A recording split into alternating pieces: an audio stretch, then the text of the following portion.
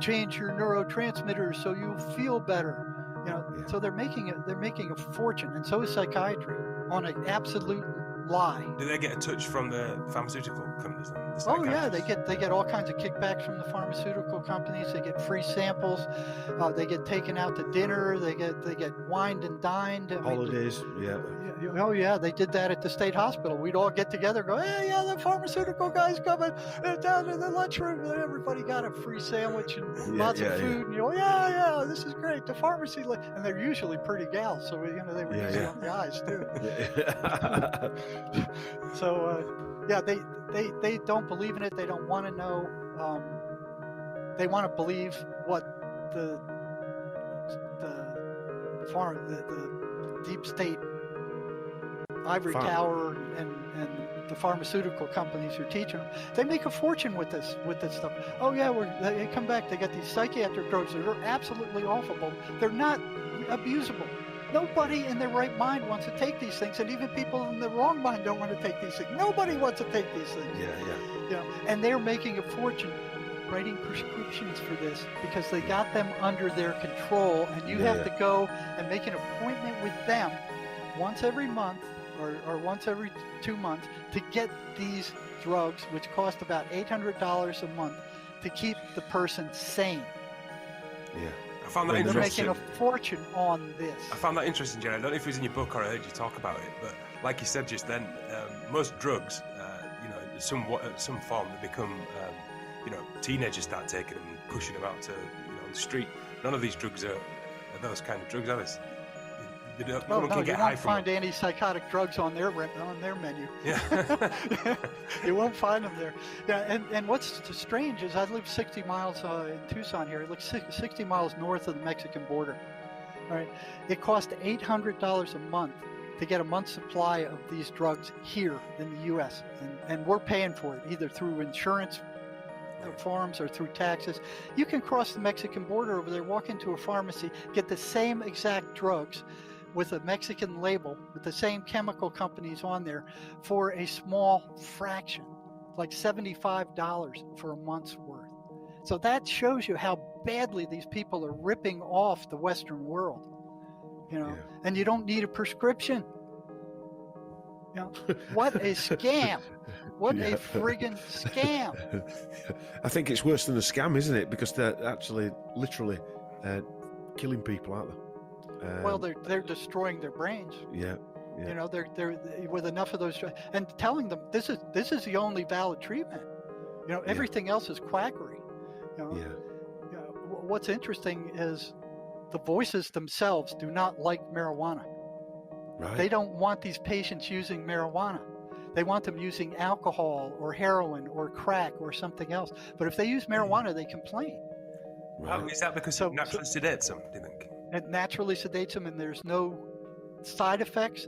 There is no addictive withdrawal. The voices want people to use drugs that have an addictive. Chemical, almost. Yeah. Chemical. So the overall scheme is to, they want people to generate as much negative emotional energy as possible. That's what they want. And then they drain that off. So I keep losing my historical timeline here. We've gone on tangents, but it's still interesting.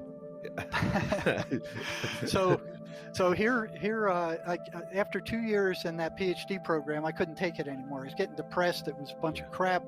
I could feel them forcing me to think like they did, and I didn't want to think like they did. I didn't believe like they did.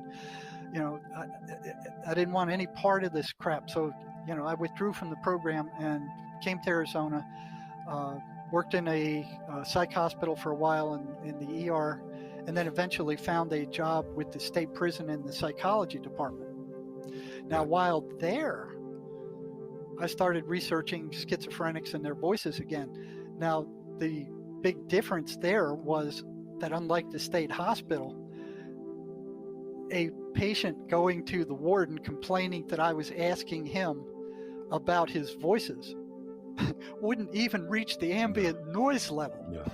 The warden would go, "Get out of my face." What are you talking about, you fool? Yeah. Leave. Yeah.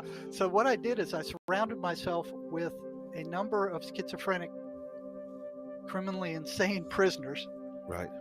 who I made an agreement with. That Probably I not would, your best choice. well, I made the best choices I could, given the selection available. Yeah. So I made an agreement with them. It was an unwritten agreement. I will do everything I can to help you out and to make you better and help you get better. But the agreement is you have to tell me in real time everything your voices are telling you while we're in session immediately, Right. and not hold anything back. You have to tell me what your voices are saying. Yeah. You know? And what it was just like in the state hospital. It was a bunch of negative stuff. You're no good. You're rotten. You're stupid. You're crazy. Don't listen. And they would tell them not to go to the appointments, not to meet with me. And then when they got in there, they'd say, "Don't listen to him. He's crazy and he's stupid." You know, and they tell me, "Well, the voices are telling me you're crazy and you're stupid."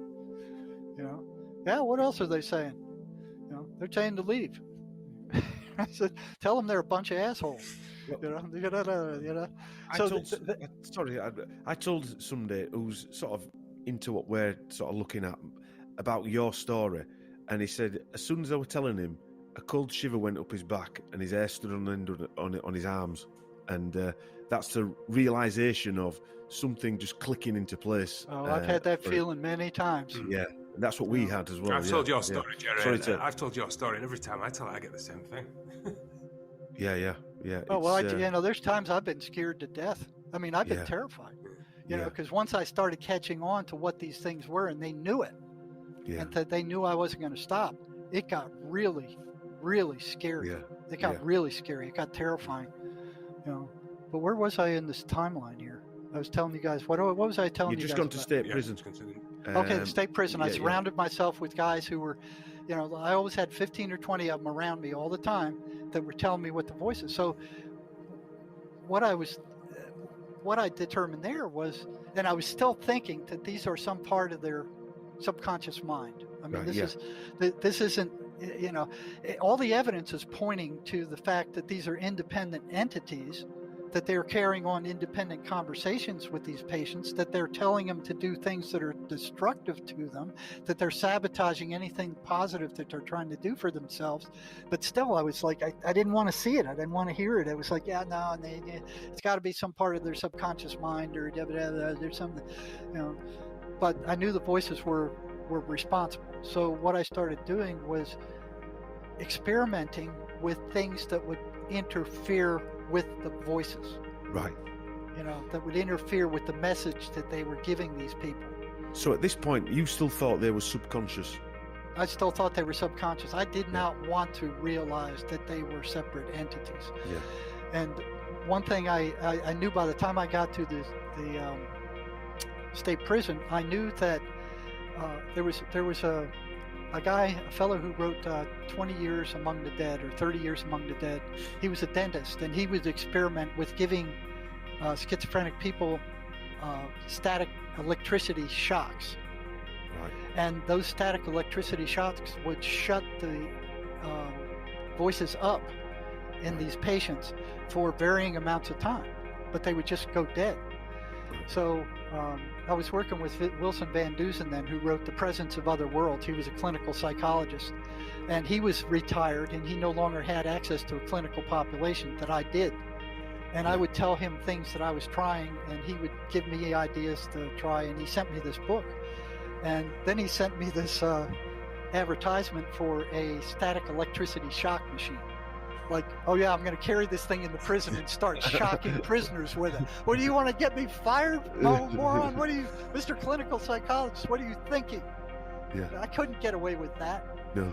You know, so here I am. You know, here's this guy saying it works. It works.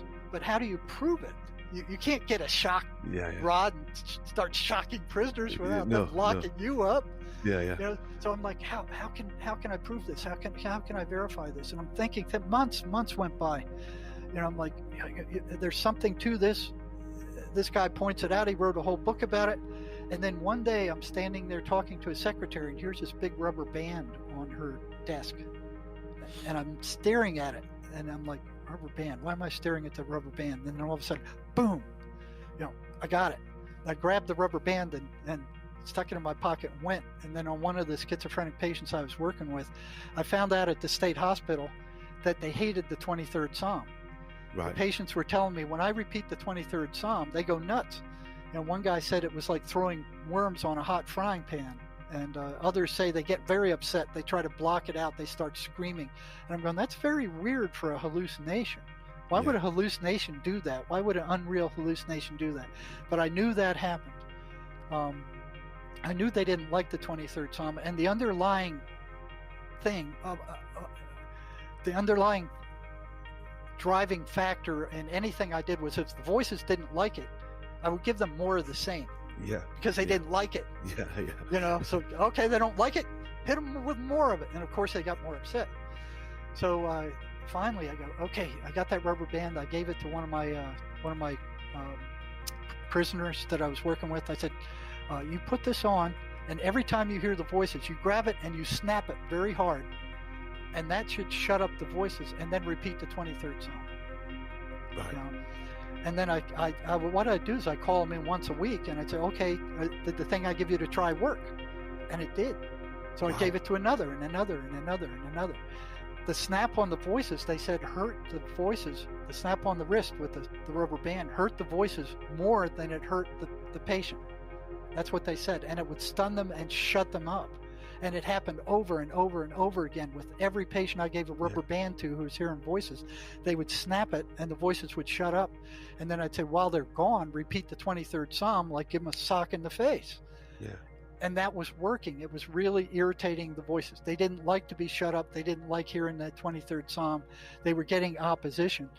Then some of them started coming in with their wrist red from snapping the rubber band. Right. And then they would break the rubber band. So I would hand out more rubber bands. And then when the chief psychologist found out that I was doing this, he ordered me to stop. He said, no prayers. This is not a prayer place. Leave that to the leave that to the chaplains, and stop handing out rubber bands. Why the 23rd Psalm, Jerry? I know it's the going into the Valley of Death one, isn't it? I don't know. Yeah. Why? Yeah. Why? They hate all Bible verses, but they particularly hate that one. They hate the Lord's Prayer. They hate Amazing Grace. They hate people reading the Bible. They hate them going to church. So it's like, here's all this stuff I'm witnessing, and these people are telling me, and I'm going, well, why does a hallucination hate the 23rd Psalm? Why does a hallucination go crazy when they read the Bible? Why is the hallucination telling them to do things that are hurting them?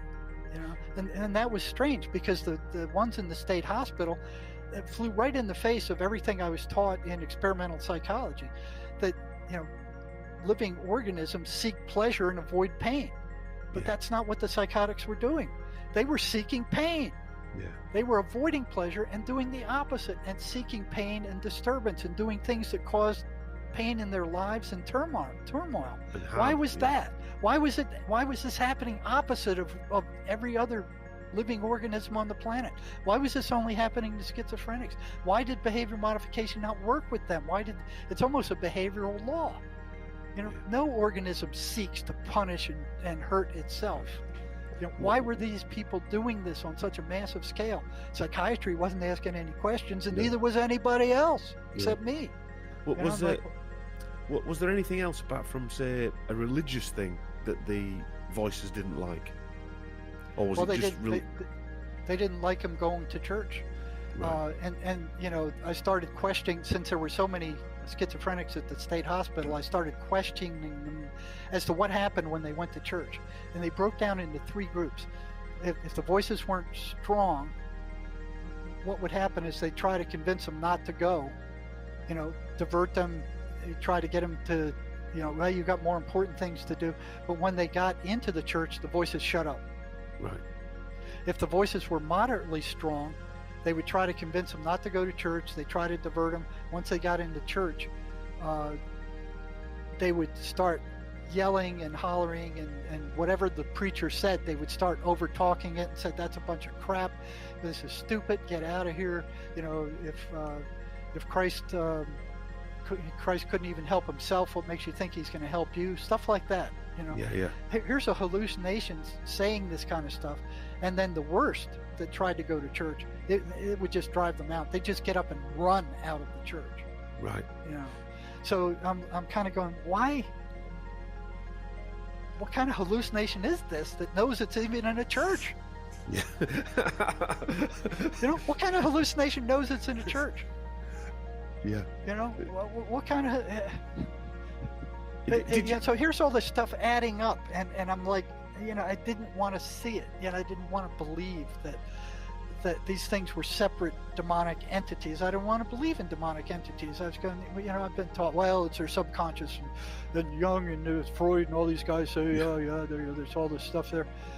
And then as I'm experimenting with ways to interfere with the negative derogatory messages they're giving to these patients, and giving them other positive, more spiritual stuff to read, and they start getting better.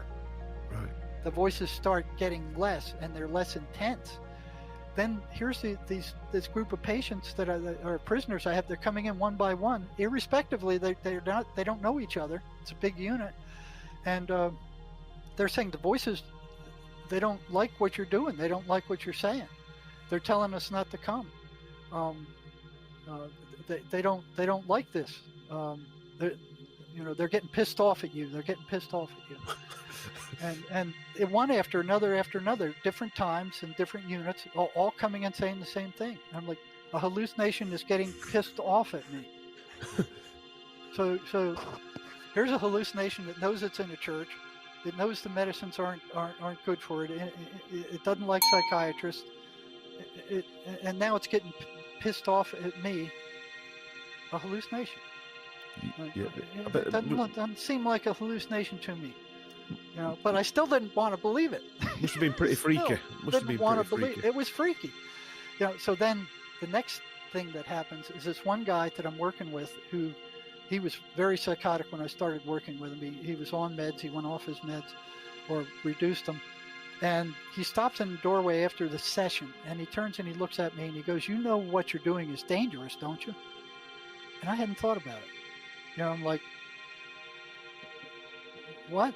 You know, I just stared at him and go, what? You know, and then he turns around and leaves. And I'm like, was he threatening you, Jerry, or was he warning you? No, he wasn't threatening me. Yeah. No, he was more like, do you realize what you're doing? Right, what you're getting you yourself realize what into. You're paying with. You realize what you're getting into. That's what he was doing. Right. And I was like, apparently not. Yeah. I was still denying that there was something odd about these voices that was anything more than their subconscious. But here's all this evidence mounting that it couldn't be. You know, I couldn't hold together it was starting to come unraveled. My denial system was starting to become very frayed and unraveled. Yeah. But I still held on to it because I didn't want to deal with demons. I didn't want to think about demons. Yeah. I didn't want to have anything to do with demons. Yeah. You know, but I did want to know what was causing schizophrenics to behave the way they do and what could be done about it. Yeah. So the next one that comes in, it's the same fella, I think, and he's getting better and better, and he comes in without an appointment, and that was one of the agreements I had with these guys. I said, if you're running into trouble, if the voices are getting out of control, you come and you throw pebbles at my office window, and I'll get you in as soon as I can. It was part of our unwritten agreement. So this guy comes in without an appointment, knocks on my door, I open the door, and I go, hey, man, what's up? And he goes, the voices want to talk to you. What? And I'm like, what? Yeah. A hallucination wants to talk to me? It wants to carry on a conversation with me? You know, I'm like, that's never happened before. It was always the voices would speak through the prisoner, and they would say, oh, the voices are saying you're this and that, you're a jerk, you're stupid, you don't know what you're doing, you know, to get out of, you know, all the garbage that they say. They would report on it. But this time, these voices wanted to talk to me personally, and I'd ask them, they want to talk to me personally? And he goes, yeah, they want to talk to you personally. I said, oh, that's odd. Come on in and have a seat. All of you. So, I'm sitting. Now, in this case, it was just one voice. It was one Right. strong voice, Right. and I'm like, well, what has it got to say? And this came out. His voice changed. It got slightly a little deeper, and these words came out of his mouth. I'll never forget it. He said, "You have no right to interfere with our way of life." Period. And I'm like, Where do you go from there? I didn't know where to go from there. I was sitting there. I was stunned. I was absolutely stunned. And then I'm looking at him like, you fucking with me? And he goes, no. That's voices said that. I didn't say that. They said that. That wasn't me. I swear to God, that wasn't me. The voices said that. Damn. And that's when it broke. That's when my denial The system snap went. Yeah. snapped. It cracked. And he left, and it was like a warning. Okay, we're giving you a warning, Yeah. and you better stop. And I didn't. Did you feel that you'd look behind the curtain in some sort of way there? That was like a big light coming on at that particular moment. Well, yeah. It was like these things are not hallucinations. Yeah. This thing was addressing me. It was carrying on a coherent sentence. It wasn't word salad. It wasn't insanity. It was basically back off. Yeah. You know? And then the patient left. As he continued to get better, he comes in one day and sits down, and we started talking, and then all of a sudden he got this strange look on his face, and he's just staring at me, and I'm like, what's going on? And then I was weirded out. So we were in the medical unit where psych operated out of the medical unit, and they always had a female guard in the medical unit. So if one of these guys attacked you, they were almost useless. Right. You were virtually on your own. So I got weirded out, and I pushed my desk chair back against the wall, and I'm waiting for him to come at me so I could kick him back, because you're basically on your own. And all of a sudden, from behind my head was this loud electrical crackling. It was like crack, crack, crack, crack, crack, crack, crack. It was like an arc welder. And I'm like, what the hell's happening? And it starts going up my office wall on the left-hand side at a 45-degree angle up toward the top of the ceiling, toward the corner. And I'm staring at the wall. I can hear it coming from the wall, but I can't see or smell or detect anything else. And I don't want to take my eyes off of this guy for any length of time, because I'm not sure what he's going to do. He's weirding me out. He's just sitting there staring like, just this blank expression on his face, like void, And so I'm changing my attention back and forth from this noise to him to back, and I don't want to lose track of him in case he's, and I see nothing, and it hits the corner, and then it starts going across the ceiling at the back of the office. So now I can keep him and the noise in my view at the same time, but I still see nothing. Nothing. There's no smell. It's this loud electrical crackle, and this is going on for like 20 seconds at this point. It's crossing over his head, and then it starts coming down the wall on the left-hand side, and I look at him and I said, do you hear that? And he just stares. He's like,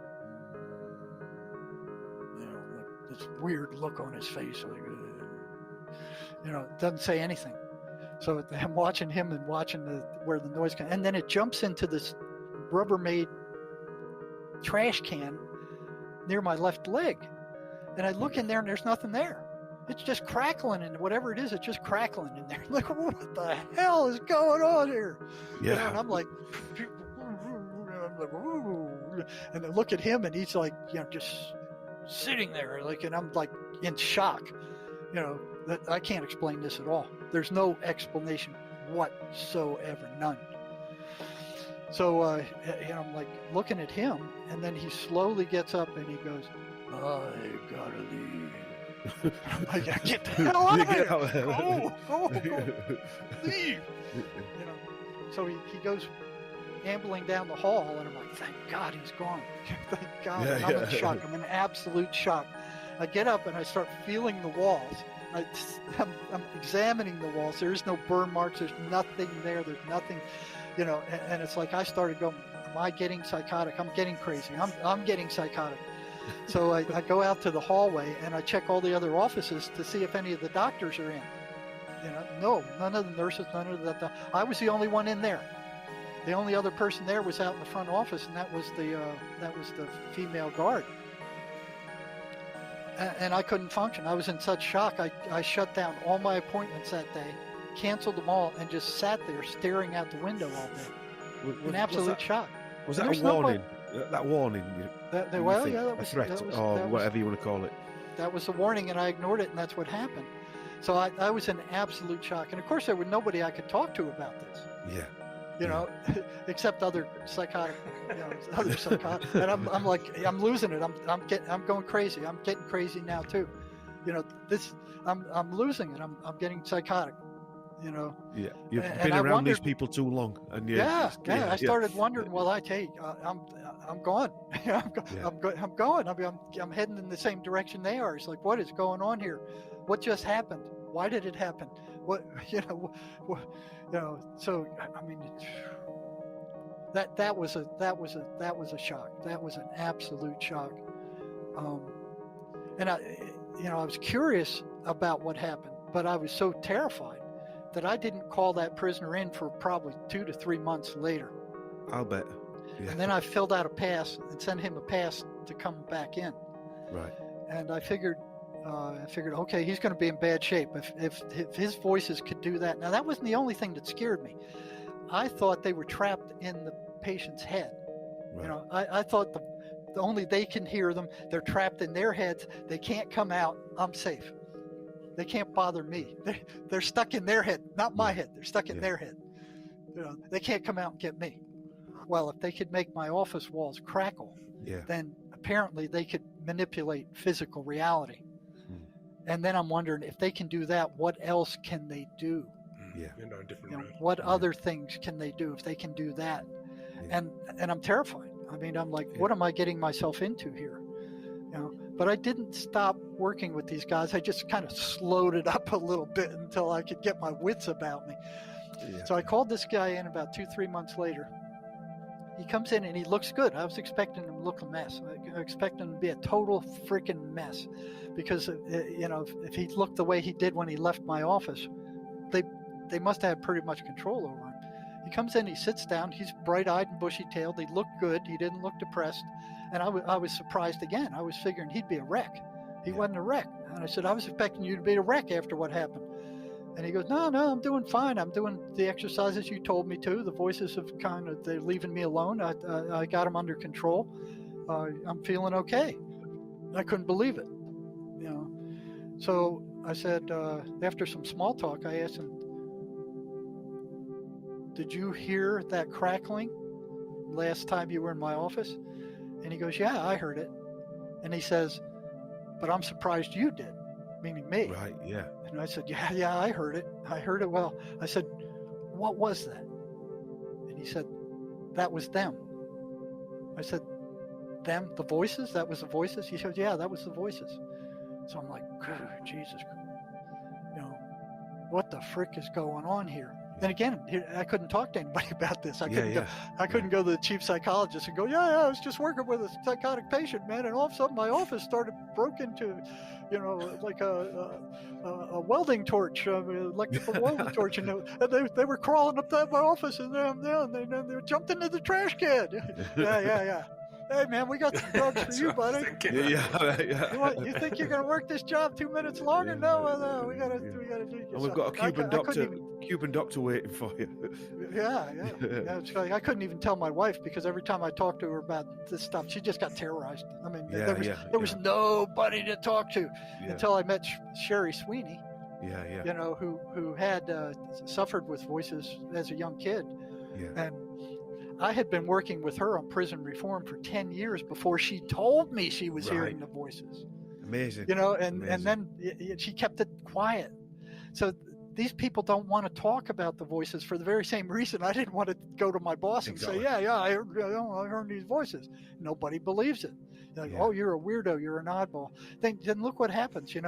They start telling their friends, oh yeah, I'm hearing voices. And they're like, oh, something's wrong, man. Something's wrong. Yeah, and they're telling me awful things. Well, something's bad wrong. Maybe I'm not going to mess around with you again too much. So they start losing their friends, and then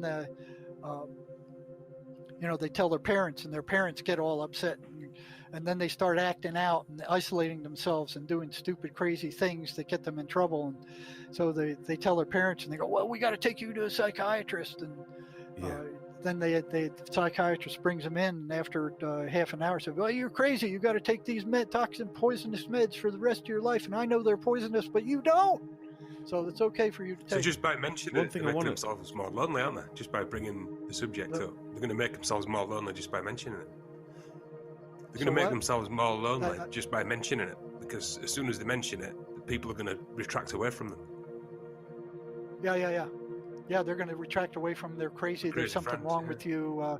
You're possessed. So then they go and they put them on these antipsychotic drugs. And lock them up in the hospital, which is what the voices tell them in the first place. If you start talking about us, people will think you're crazy, and they're going to lock you up. And that's what happens in a lot of the cases. One thing you talk about, I think it's in your book or in the interviews as well, are the shadow people. The shadow people. And just wanted to explain what they are or they could be. I'm not exactly sure what they are. Normal people see them out of the corner of their eye. They see a dark flash and they look and there's nothing there. Right. But the schizophrenic people. Could there be a projection that these things are? No. These things are separate entities also. Right. Okay. Right. I started running into them with the meth addicts that were sent to prison. They would start talking about the shadow people.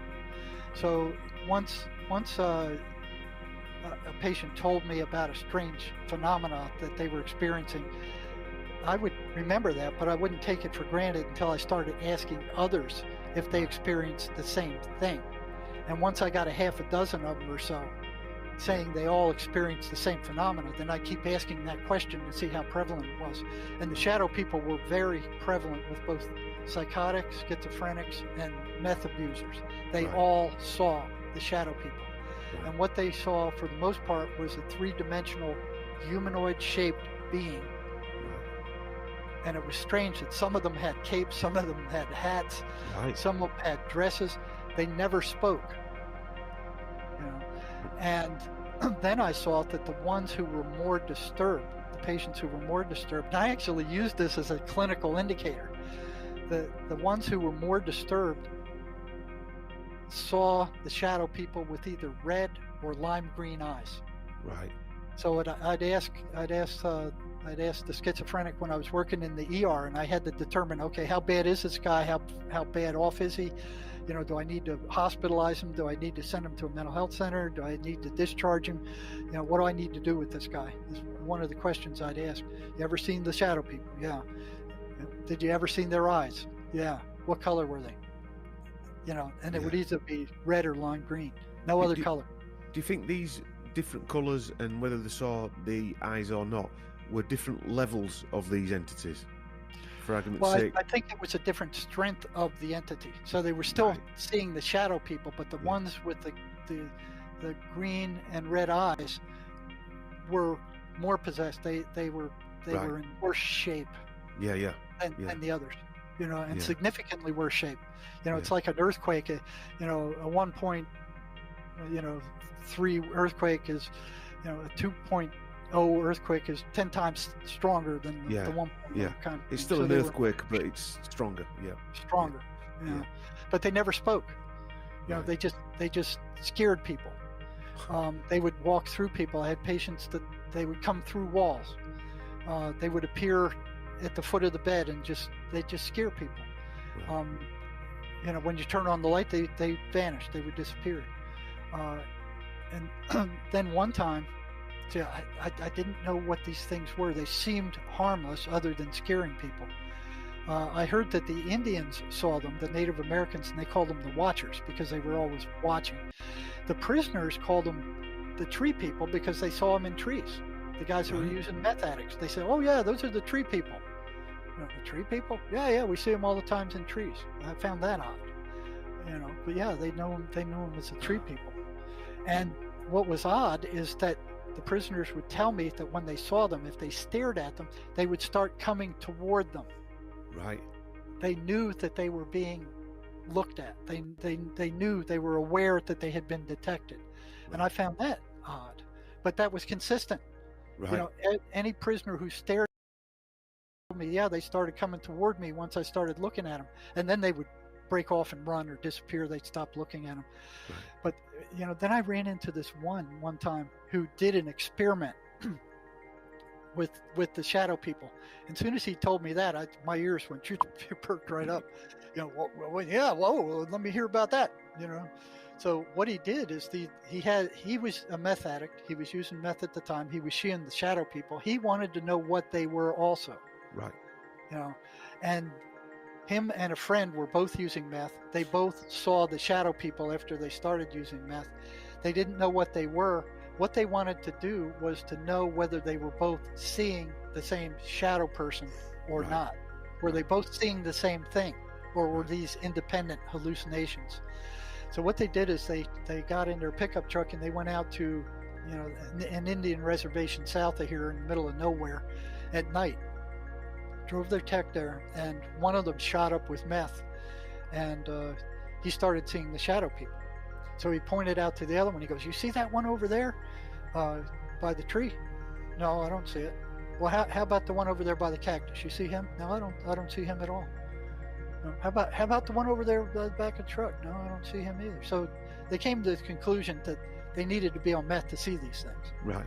All right. Yeah. So the other one shot up, and once the drug took effect, then they both started pointing him out. "You see that one over there? What's he doing?" "Well, yeah, he's just watching us." "How about that one over there by the tree? You see him?" "Yeah, I see him." So they saw the same ones. Yeah. Do you think they kept pointing them out? Yeah. The whole night.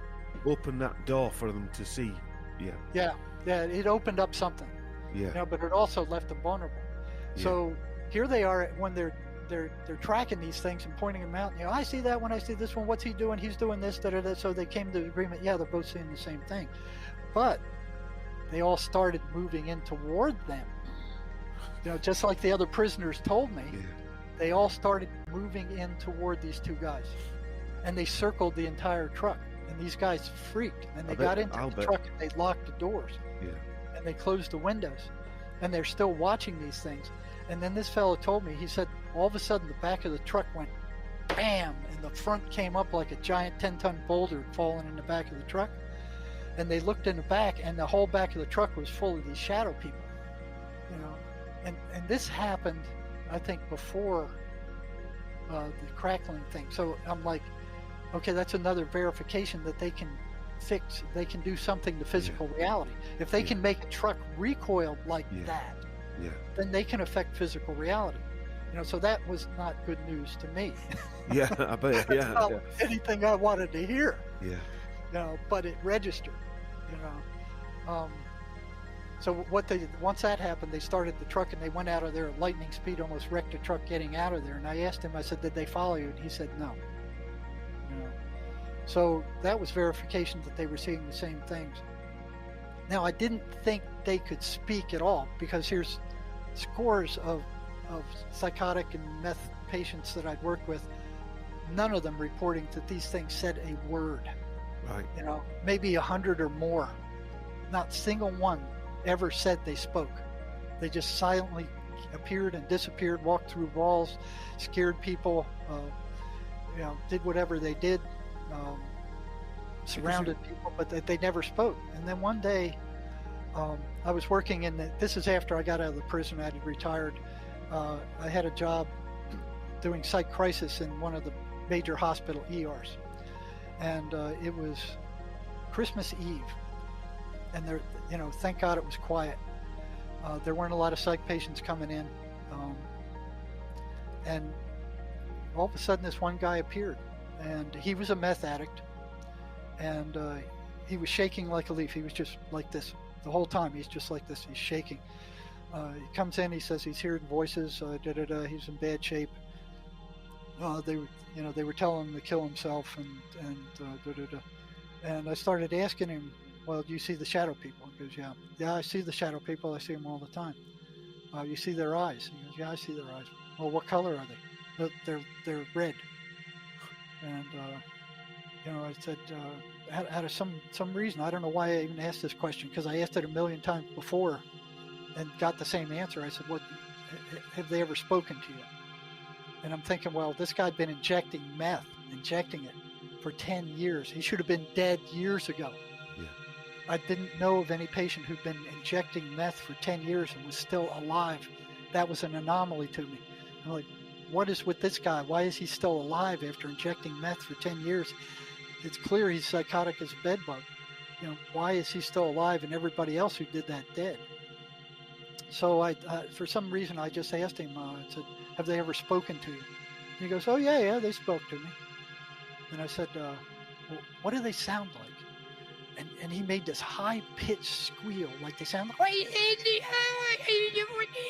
it's just weird, high-pitched, eerie squeal that he mimicked. And that sent goosebumps. Shivers, yeah. Up my back. Just listening to him trying to describe what they sounded like. Because when I'm listening to you there, Jerry, other people listening maybe, because they'll think, well, it's because they're on meth that they're seeing these hallucinations. But that couldn't happen to so many people seeing exactly the same thing. They couldn't hallucinate. You don't have to be on meth to see them. You don't have to be. Yeah, but not only that, even if they were all on meth, they couldn't all see the same thing. It just wouldn't add up, would it? No. I'm on about if it were an illusion, yeah? If it wasn't just an illusion. You try to catch one. Exactly, yeah. Go ahead, try to catch one. There is no way. The thing is, we got hundreds of patients all telling you the same thing. Yeah, they all do the same thing. If you stare at them, they come at you. Yeah. They walk through walls. They appear out of nowhere. Yeah. You turn the light on, they vanish. They never speak. Yeah. Here's all these hundreds of patients all saying the same thing who have never met one another. Exactly, yes. Have never seen one another, and they're all saying the same thing. Yeah. That's not just haphazard, is it? That's not. No, that's not. Yeah. That's not coincidence. No, it can't be. It's impossible. So I asked this guy. I went to ask him some more questions, and all of a sudden, he goes stark still from shaking from the whole time he was in there. He goes stark still, and then his eyes just got black, and just his pupils just black. And I'm staring, and he was no longer there. That wasn't him looking out of his eyes anymore. There was some monster in there just staring at me. And one thing I learned early on is you can't show any fear. Yeah. Because they will jump on that like a dog chasing somebody who's running from them. Yeah. So I had to sit there and I had to stare this thing down. And it just felt like forever. It just felt the blackest, deepest, darkest hatred that I've ever experienced in my entire life. These were like two dark pools of hatred in his eyes that just went to infinity, and it was like, whoa, and here I am staring at him with a blank poker face inside going, what the shit is going on? And how long is this going to last? I can't deal with this much longer. Yeah. So it was a stare down, and then finally, boom, it vanished. It just, as fast as it had come, the guy's normal eyes came back, and he started shaking again, like, and I went, what was that? He goes, well, that was one of the shadow people. And I'm like, what? Because I'd never known them to do that before. Possess someone, basically. And he said, I talk to him all the time. And I said, well, what do they tell you? He said, well, one time they told me to go out to the road and jump in front of the truck and that I wouldn't be hurt. And I said, well, what happened? And he said, well, I went out to the road and I waited for a car to come by, and I jumped in front of it and it hit me and it threw me across the road. And I said, well, what happened? He said, well, all the shadow people came around me and they were looking down at me and they said, get up, you're not hurt. And he said, I got up and I wasn't hurt.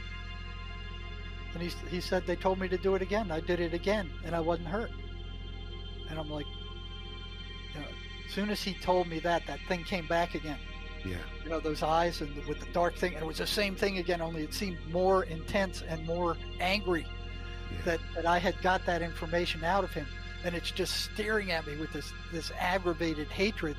And I remember thinking, you know, that thing is looking at me. And if I had to put it into words, it would be like, I'd rather slit your guts and spread them all over this room than say another word to you. Yeah. You know, and I went, you know, after it disappeared the second time, I went, okay, go, get out of here. Yeah, get out. Yeah, I've heard enough. Yeah, I can't deal with this anymore. You've mentioned, so, you know, 5 minutes. You've mentioned later, hierarchies before, Jedi, like hierarchies in these voices. Yeah, there's. Do you think they're a hierarchy, the shadow people? The shadow people, I mean, from what you said, it sounds like them. Just based on that one incident, that's all I have to go with, is that thing could do that. You know, that's a pretty powerful thing, to have somebody jump in front of a truck or a car and not get hurt, or to come out and, I mean, if anybody looked at you like this thing looked at me, it would give you the willies. I mean, I guarantee you would bug out of there. Yeah. You know? But it sounds like they've taken a different method to take over it, rather than the voices just appearing in the head. They've actually, like you said, they came in and took them, kind of thing. So it seems like a slightly different method. Yeah, I don't know. I still don't know what those things are. Yeah. You know, I don't know what the shadow people are. But they are there, and they're not good things. No. You know, they don't do any good. They basically scare people. So where was I before we got off on the? Oh yeah, I was telling you about that prisoner that came in and I called him back. He said that was the voices. Yeah. And then I asked him. I said, "What were the voices telling you when you shuffled out of the office and said you had to leave? What were they telling you?" And he turns around, he looks at me and said, "They were telling me to go get a shank and stick it in your gut." Jesus. And I went, yeah, I worked with this guy for 6 months. He would never do anything like that. And so I asked him, I said, I'm confident. You know, I'm like, oh yeah, you wouldn't do anything like that. But you better check and just make sure. I said, well, why didn't you do that? And he goes, because I couldn't find one. And I went, whoa. Yeah, whoa. Whoa. You thought you were going to say, because you're a nice guy, Jerry. I don't want to kill you. Yeah. That's what I thought he was going to say. That's No, what I would you're never hoping. do anything like that to you. I mean, you're a good guy. You're trying to help me out. No, that's not what happened. So I'm like, what am I freaking playing with here? Yeah. What are these things? What are they doing? Why? You know, I knew then that they were entities. Yeah. You know, Going back to the hierarchy, what did you notice about the hierarchy in the voices? Not the shadow people, the voices. well, the voices, it was there was a period of time where I would actually carry on conversations with them, like Van Dusen did in his book. Right. Yeah. He would actually carry on conversations with the voices. Right. You know, and he once gave them a series of psychological tests and said, okay, I want the voices to respond to my psych tests and not you, just the voices. And when he scored them up, he found that the psych tests showed that the voices were more psychotic than the actual patient. Right. When he compared the two tests. So his book is The Presence of Other Worlds. Right. By Wilson Van Dusen. Yeah, I'm going to get that, Jerry. I'll have to have a look at that. Yeah, we'll have a look at that one. Yeah. So he was a student of Emanuel Swedenborg, who was a Christian mystic who lived 700 years ago, Right. and had complete access to heaven and hell. And he would come back and he would report on the spirits he met there. Right. So when he came back one day after reporting on the spirits that lived in hell, Van Dusen noticed that what he was saying exactly matched what his schizophrenic patients were telling him. Right. Yeah. You know? So at some point I went and got that book Heaven and Hell by Emanuel Swedenborg and found that indeed what his patients were telling him were the same thing my patients were telling me, and that the description of the evil spirits that Van Dusen was talking about exactly fit the description and the behavior of the psychotic voices. Just amazes me. And so the hierarchy, what types of different voices were there? There's all kinds of different voices. Some of them are smart, some of them are stupid, some of them are very sly. some of them are retarded, but the thing is, they're all negative. Right. They were all negative, and the prisoners who said they heard positive voices, that fell into two categories. Either they were saying they were Christ or some positive spirit that could help them out with things, and indeed they knew things that the prisoner didn't. Right. They, especially with drug addicts, the prisoners would tell me that the voices, when they run out of drugs, the voices would tell them where and when to be to get more amphetamine, and if they showed up there, a complete stranger would show up with those drugs and sell them to them. They would tell the prisoners which houses to rob, when to rob, and generally the general area where the loot was, but not exactly. They tell them where to hide from the police. They knew things that the regular person just didn't know. So even though it were positive, it weren't really positive. There weren't positive actions. Yeah. And see, I had one I talked about this in some of my other things, where this guy was hearing voices. He was in San Diego. He was using a lot of cocaine and meth, and the voices told him, "Hey, we know where there's a sesamonia pot field. Get you got $250. Take that. It's up in Oregon. Take that, and I'll show you where it is." This guy trusted his voices enough to take that $250 for gas, and the voices told him to get 3 burlap bags and something to cut the stuff down with. So he trusted him. He drove all the way up to Oregon from San Diego, all the way up to Oregon, and the voices are telling him turn by turn where to go, when to be there, where to turn, where to go. And then he found himself on back roads heading for the mountain on dirt roads, and after about 23 miles of dirt road, the road ran out, just dead ended.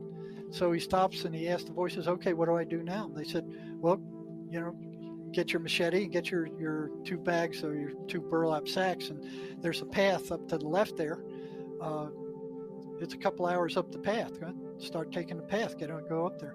So he followed what they said, and 2 or 3 hours later, he comes across this huge sesamonia pot field. Ripe, good stuff. And he starts cutting it down, fills up the 2 sacks, and he asks the voice, "Well, okay, what do I do now?" And the voices say, "Well, carry them down to your car. We know a place in the park where you can sell them." So he carries them down to his car, goes to the park where the voices told him to go to sell the drugs, and he starts selling the marijuana, making a fortune. Yeah, I bet. And he bought himself all the liquor he could deal with. He bought himself all the prostitutes he could handle. Yeah. He bought himself all the crack and all the meth that he could use. So they're basically helping him go further down the mire, aren't they? Oh, yeah. But what was strange, he said the voices wanted to go fishing. And I'm going, "Come on, you're shitting me. You're messing with me." He goes, No, they wanted to go fishing. He said they told him to go buy a fishing rod, and they went down to the Columbia River, and he's fishing, and they're telling him where to throw his hook, how long to leave it there, and when to move on. He's the only one catching any fish on the river. So he comes out with this whole big slew of fish, and the voices love the fishing. So he does that for about 2 weeks, and then after the 2 weeks, he goes up there again after he runs out of money, and he's starting to go up there again, and the voices said, no, they're waiting for you. If you go up there this time, they're waiting for you. They're going to kill you. Don't go up there. Take the money you got and go back to San Diego where you came from. So he did. And I'm like, what? What? And he was, and this was after we'd gotten rid of his voices. So he was completely sane at that time. When he told me that story, he was completely sane. The voices were gone. Me and Christian Cole have a conversation around, I don't know if you know, the kids' cartoon made in the early 2000s called Monsters, Inc. And Monsters, Inc. was about monsters from another dimension going into kids' bedroom wardrobe or whatever, terrifying them and containing the energy from the fear and taking it back into the dimension and utilizing it. Yeah, that's what actually happens. That's what actually happens. And what I noticed is that after the voices attacked, the schizophrenics had no energy left. Right. Just drained. No energy. Yeah, They were yeah. completely drained. Yeah. They couldn't. They would come in. They drag themselves in for an appointment. They go, the voices attacked me last night. I don't have any energy. I couldn't sleep. So what they do to these patients, they do the same things that we do, the Army does to prisoners of war. Yeah. They don't let them sleep. They don't let them eat. They're constantly harassing them. They're constantly at their throats. They do the same thing that they do to prisoners of war. But one thing I noticed was that every time the voices attacked, and this is hundreds of patients told me, that their energy level just vanished. Right. And I'd say, well, where'd your energy go? Did you use it? No, I didn't use it. I was in bed all night. I was just tossing around in bed. Well, what happened? So I just assumed that it was because of how disturbing the voices are. They're very diabolical. They're very nasty. They're very abusive. They're very negative. They're liars. They're deceitful. I figured, well, just if you're being harassed that way all the time, and your anxiety level, you're always on edge. You're always paranoid. You're always scared. You're always suspicious.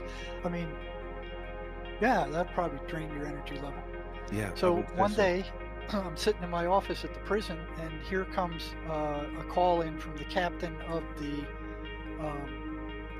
jail for the prison. So they always assign me to the worst, nastiest units at the prison, and this was the jail for the entire prison complex. So the worst of the worst went there. Yeah. From all the high custody units.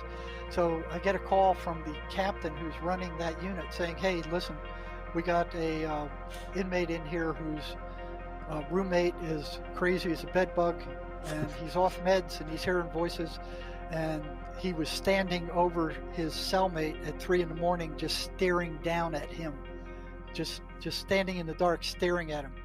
And he's been doing this, and you got to do something about this because the other guy's going nuts. So, I looked both of them up on the computer system.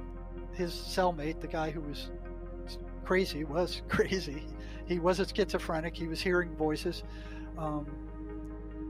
He was off meds. And he was stuck in this little bathroom type cell with this other guy where there's no room, there's no escape. You got 2 beds and enough room to walk to the toilet. That's it. And then I get a inmate letter from the guy who's the crazy guy was standing over looking at, and he goes, you got to help me. I can't deal with this. This guy's nuts. He's standing over me at night. He's weird. I'm afraid he's going to do something to me. And so I look up his record, and the reason he was put into the CDU was for protective custody. What he did was snitched off a drug deal that the Aryan Brotherhood were carrying on. And they busted not only the group members, they took all their drugs, and then they split the leaders of that up and sent them to prisons all over the state. Right. So that was a major blow to that gang on that complex. And they wanted him dead. And they wanted him dead so bad that they started getting in trouble to get sent over to the CDU so they could get a chance to kill this guy. And some of them made it over there, and they were throwing notes under his prison cell door saying, we're here, we're waiting on you, we're waiting for a chance to get you. They'd already stabbed him once. Right. And they were out there, going by his door and throwing notes under his door saying, we're waiting for you. For a chance we get, you're a dead man. Yeah. And he's stuck in there. So you couldn't be under more stress than that, other than maybe in a war. Here you are in a maximum security unit, stuck in there with a flaming psychotic psychopath who's staring at you in the dark, looking down at you. And you've got the Aryan Brotherhood after you. And you've got the Aryan Brotherhood who's already stabbed you once, and now in that jail, waiting to get it shot at you again. Now what was interesting about this is that you couldn't have a better experimental situation. Everything was controlled. These 2 guys were in the same cell, eating the same food with the same guards around the same inmates in the same building. Everything was equalized. Except what was going on with them. So I pulled the first guy up, the guy who the gangsters were trying to kill, and I'm watching him very closely, and he just bounds up the steps, up to the interview room. in the control room, or next to the control room, and let him in. And he's telling me what's going on, and this guy's weird, and he's talking to himself, and he's hearing voices, and he's standing and cursing at nothing in the air, and acting weird, and throwing things around the room, and scaring the crap out of him, basically. And I already knew that the Aryan Brotherhood was after this guy. And he's animated, he's coherent, he's got plenty of energy, he's scared, he's somewhat depressed, but he's not. He's got plenty of energy. He's like, I got to do something. You got to help me. You got to get me out of here. You got to do something about this. So okay, I'll do what I can. I don't have a lot of power when it comes to where inmates are assigned, but I'll see what I can do. And he goes back in the room, and I call out the second guy, the guy who's hearing voices. And he just can barely make it up the steps. He's walking very slowly. He's struggling to get up the steps. He doesn't have any energy. He sits down, and he's like a limp dish rag. He's just like sitting back in his chair, and he's like, and he's talking slowly and indistinctly, and you could tell he's just drained. He looked like somebody who'd been up for a month. And he was hearing voices, and I asked him if when the voices attack, his energy level disappears, and he said, yeah, my energy level's completely gone. That didn't make any sense. It was like, okay, so it can't be anxiety. I mean, if it was anxiety, this guy would have been in worse shape than he is. The voices have something to do with their energy disappearing. Yeah. And then I started questioning other inmates. When the voices come, does your energy disappear? And yes, one after another, up into the hundreds. Yeah, when the voices come, I'm completely drained. Some of them said I can even feel the energy leaving. Right. I can feel them draining me. And the ones that are, there was one guy I was working with, this guy completely recovered too. He was being beat up by the voices all night, and he showed up in my office for an appointment the next morning, and he said they were beating on him all night, and that he was completely drained. So there was a correlation between their energy levels disappearing and the voices. Yeah. So I started asking him. I said, well, did you use that energy? No, I didn't use that energy. I said, well, where did it go? If you didn't use it, where did it go? Yeah. And then they didn't ever think about it. Yeah. They didn't ever think about it. And every once in a while, one would say, they took it. They took it. And they got stronger when they took it. Because if we look at what's happening around us, the whole thing is fear-based society now, isn't it? And so exactly. the drain on energy for everybody, even if you're fitting well, is happening. It's a hog's trough for these entities. It's an absolute hog's trough. Yeah. All this fear that they're pushing over the television, these things are feeding on it. Yeah. People need to stand up to this bull crap. Yeah, they do. You're right. They have to. They have no choice. Yeah, but you've got to do that, sadly. You've got to accept that there is something else out there other than what we've been told. Well, you could just resist the deep state. And, you know, I have a mask that I put on there. This mask is as worthless as Biden. Yeah. And if they make me wear it into a store, I'll put that on. And go, I'll pack up my mask on, son of a bitch. Yeah. And then so you're others, fighting back. Yeah. I'll just walk in and get kicked out. Well, you got to have a mask on in here. Well, screw you. I'm not putting on a mask. Well, then you can't be in here. I said, okay. Yeah. I'll go somewhere else and get my stuff. Yeah. You sound like us people two. need to start standing up to these idiots. Yeah, you sound like us two. We haven't wore a mask all the way through this, but anyway. We're talking about all the negative stuff. Is there anything you've come across where there are actually positive voices, or is it all negative? Yes. No. There are positive voices, but what you got to be careful is a lot of these negative voices will pretend that there's positive. Comment. They'll say, I'm Jesus Christ, or I'm Peter, or I'm da-da-da-da, and I have special powers, and they do know stuff that people don't know. So some of the stronger ones may be able to give a piece of information, or say, I remember one time with another inmate who fully recovered, he said the voices told him that they pointed out to him another inmate on the prison yard and said, that guy's going to assault you. Be careful. Right. And so he said, the next morning, he just had taken a shower and his head was full of water, and he was whipping the hair back and getting the water out of his hair. Just as that guy came into the shower room, and he did that, and it splashed in his face, Right. and that guy did assault him. Right. You gave him a reason to assault him. Yeah. Yep. Yeah. And that specific guy. Right. The guys with the meth, the ones who are saying, well, you go to this place, you be there at this time, there'll be meth there for you. So they know things, or they can know things that the individual doesn't, and they say, yeah, we're good, we're for you, we're going to help you, we're going to, they'll help you sink, they'll help you get drugs, they'll help you destroy your life. And with drug addicts, that's fine. Oh yeah, you tell me where to get heroin, that's great. You tell me which houses I can rob and get away with, that's great. I love it. Yeah. So, but there are levels of them. yeah. It seems like there's all different strengths. Some of them are real stupid. Some of them are very sly, Right. but they can reason.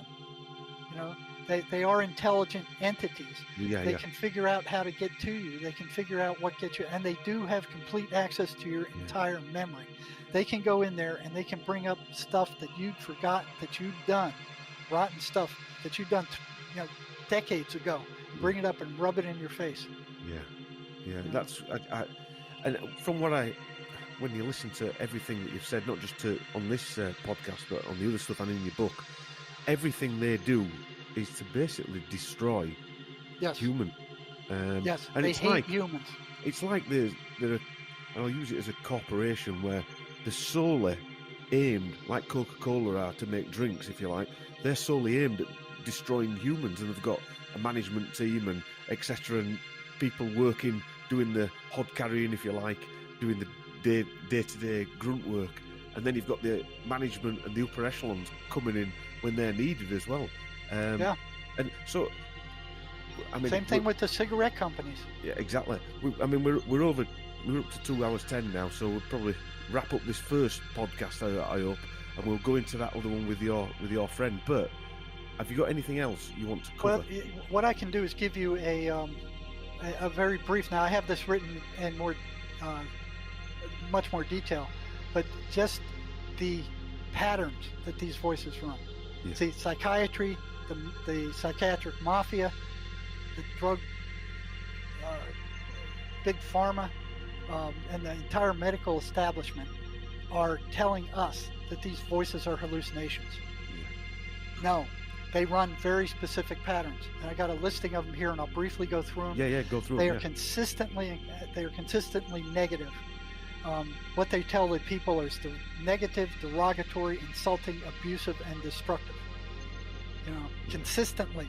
Yeah. And this is among all the patients I work with, the schizophrenics I work with in Georgia, 2,500 miles away from here. We're hearing the same things that the voices were telling them, that the schizophrenics were hearing it from their voices in the prisons, in the ERs, and in the psych hospitals here. They're all like they're made from the same cookie country. They're all anti-religious. They don't want you reading the Bible. They don't want you going to church. They don't want you praying. They don't want you doing anything. They hate the 23rd Psalm. And those who don't believe it, and you're hearing voices, go ahead and repeat that a few times. Watch what your voices do with that. They react to the 23rd Psalm like worms thrown on a hot frying pan. They constantly strive to create negative emotion. They can do that by having access to your complete memory. They can go in there and pull up stuff that you've forgotten, and they rub it in your face. Do you ever think why animals that, I watched one time where an animal got chased by it was a gazelle or something, got chased by a lion, and it barely escaped. And once it got out, the lion walked away, and it looked around, and all of a sudden it was gone. Just went back to doing what it was doing.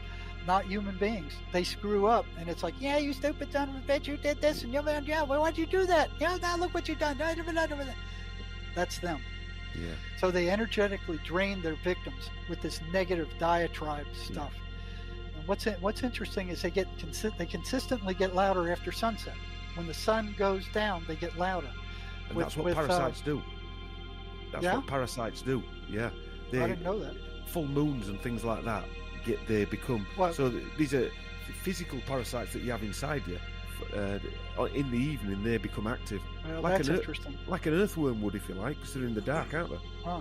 Yeah. Well, I guess, that's... And it must be a frequency thing. Yeah, and that moon thing, the full moon thing, Yeah. I knew that we were in trouble those nights I had to work the ER when there Right. was a full moon. I mean, there was, we just braced ourselves. Full moon, brace yourself. They come most strongly between 3 and 4 in the morning. Right. They constantly foster self-destructive behavior. They generate as much turmoil and sabotage any positive thing that the patient is trying to do for themselves. They foster isolation, just as these SOBs in the deep state are trying to do now with their made-up Nonsense. coronavirus bullcrap. Yeah. They want people isolated, because when people are isolated and their minds are not occupied, they can move in there and they can occupy that space. They demand the attention of the victims. They're constantly doing something to grab your attention and swing your attention towards some negative end. They're constantly maneuvering for increased control over their victims. Do what we say. If you don't do this, they gaslight. They'll do stuff like saying, "Oh, you never did bring your wallet," or "You never did have a wallet," or kind of play with reality, like, "Oh yeah, you lost your wallet down by the stream," when it's a complete lie. Most of what they say are total lies and deception. So it's the $1 million question. Where are these things? That's they're the $1 all million over. Question. But They're are all they over. are they here? Are they in Yeah, another they're here. dimension? Are they here? Well, they're in a spiritual dimension. Yeah. They're invisible to us. Yeah. It's like the dog whistle, isn't it? Where a dog can hear it and we can't. It's the same sort of principle, isn't it? Right. But what you can tell is by these things, and all of us get hit by them, not just schizophrenics. Oh, yeah. Schizophrenics are that end where they're most volatile, but Yeah. every negative thought that comes into your mind about yourself or anybody else, any fearful thought is put there by them. And man, they are getting a feeding trough now with this bullcrap coronavirus horseshit. Yeah, no doubt. They demand that the victim not tell others about them because they'll get locked up. They're consummate liars. They can't be trusted to keep any bargain they made. There was one patient where they told, "If you gouge out your eye, we'll go away and we'll never bother you again." And he gouged out his eye, and they came back and they went, "You stupid fool, you listened to us? That's your fault." You know? Gouge out your other eye. Right. Now, psychiatry saying, "Well, these are hallucinations, just ignore them." If they're ignored, they get louder. Yeah. They consistently get louder. If a psychiatrist would even think to follow up with that, The trail of evidence. they find, they get louder. They won't be ignored. They consistently steer the victim away from anything that might generate any kind of joy for them. They can manipulate feeling without speaking. So you're sitting around, contemplating the universe, and all of a sudden you start feeling like, "Oh, God, this feels awful." And then you start thinking negative. So they can hit from the other way too. Boredom is bad. They want to keep you bored and isolated. You're just basically talking about what the whole globe is going through at this minute in time, aren't we? Yes, exactly. It's on a macroscopic scale. Yeah. They try to pass themselves off as thoughts belonging to the victim. Yeah. So a lot of schizophrenics will ask the voices, "Well, who are you? What are you?" And guess what the voices tell them? What? They say, "We are you. We are you. We are you. Not. We are you." Yeah. No. Just no, like- It's just like No. you have no right to interfere with our way Yeah. of life. I mean, the only way they could say that to make it look like it is them is "you are you," not "I am you" or "we Well, are they- you." Yeah.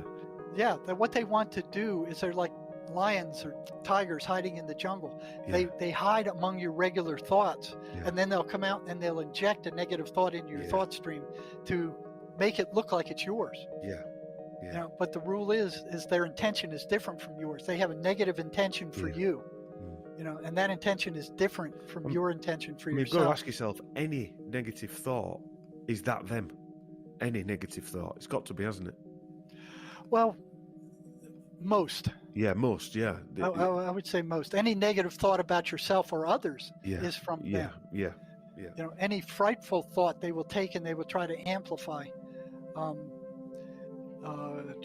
They will do anything they can to destroy your positive self-concept. They will attempt to pull the victim away from consensual reality into an alternate negative reality.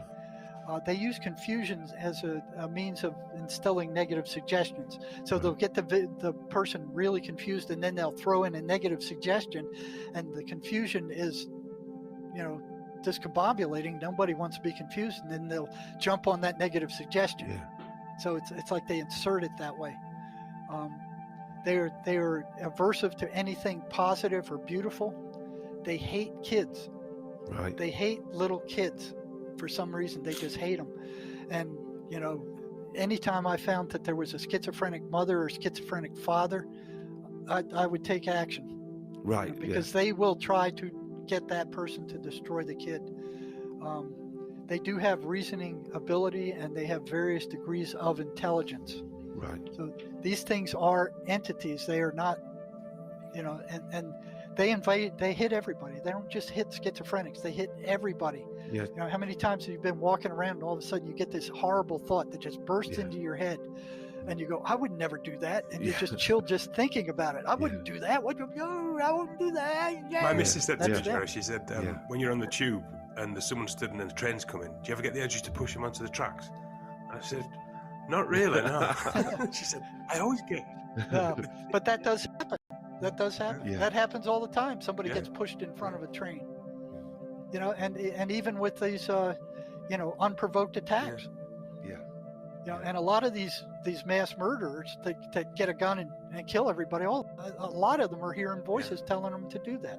I was thinking, you know, Jerry, you know, like, I'm just thinking as we were talking, the religious thing, and basically what you're doing when you're pointing out to the schizophrenic that the voices aren't them, that's what an exorcist did, isn't it?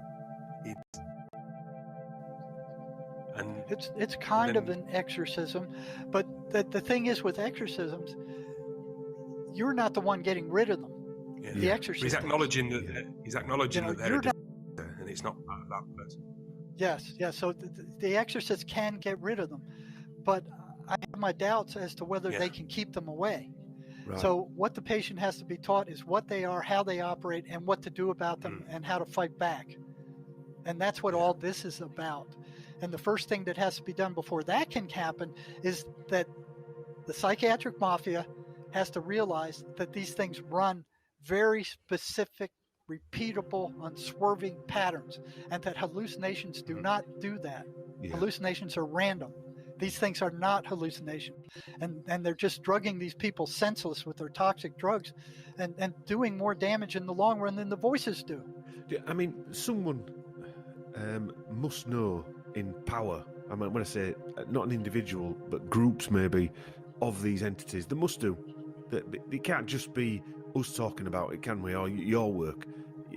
Because if you think about it, and they're not going to bring it out to the fore, are they? Because they're maybe, like the CIA might do, or our intelligence services, use it for their own ends, if you get my drift, as well. Well, yeah, they're already doing something like that, the voice to head kind of stuff. Yeah, the EMF stuff, the microwave technology type stuff, yeah. Which is a similar process, isn't it, really?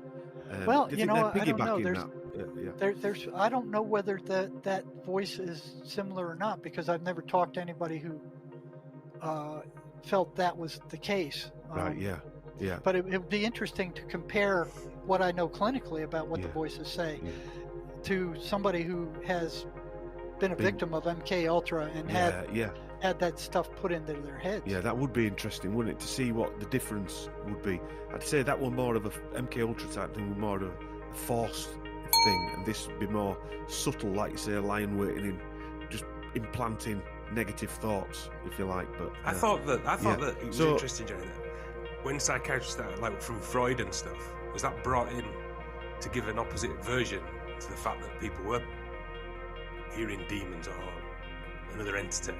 So the whole system was brought in to cover it up. He would blame them on their subconscious mind. That's what I mean. Was it all brought in? Was all that brought in to cover up what was really happening?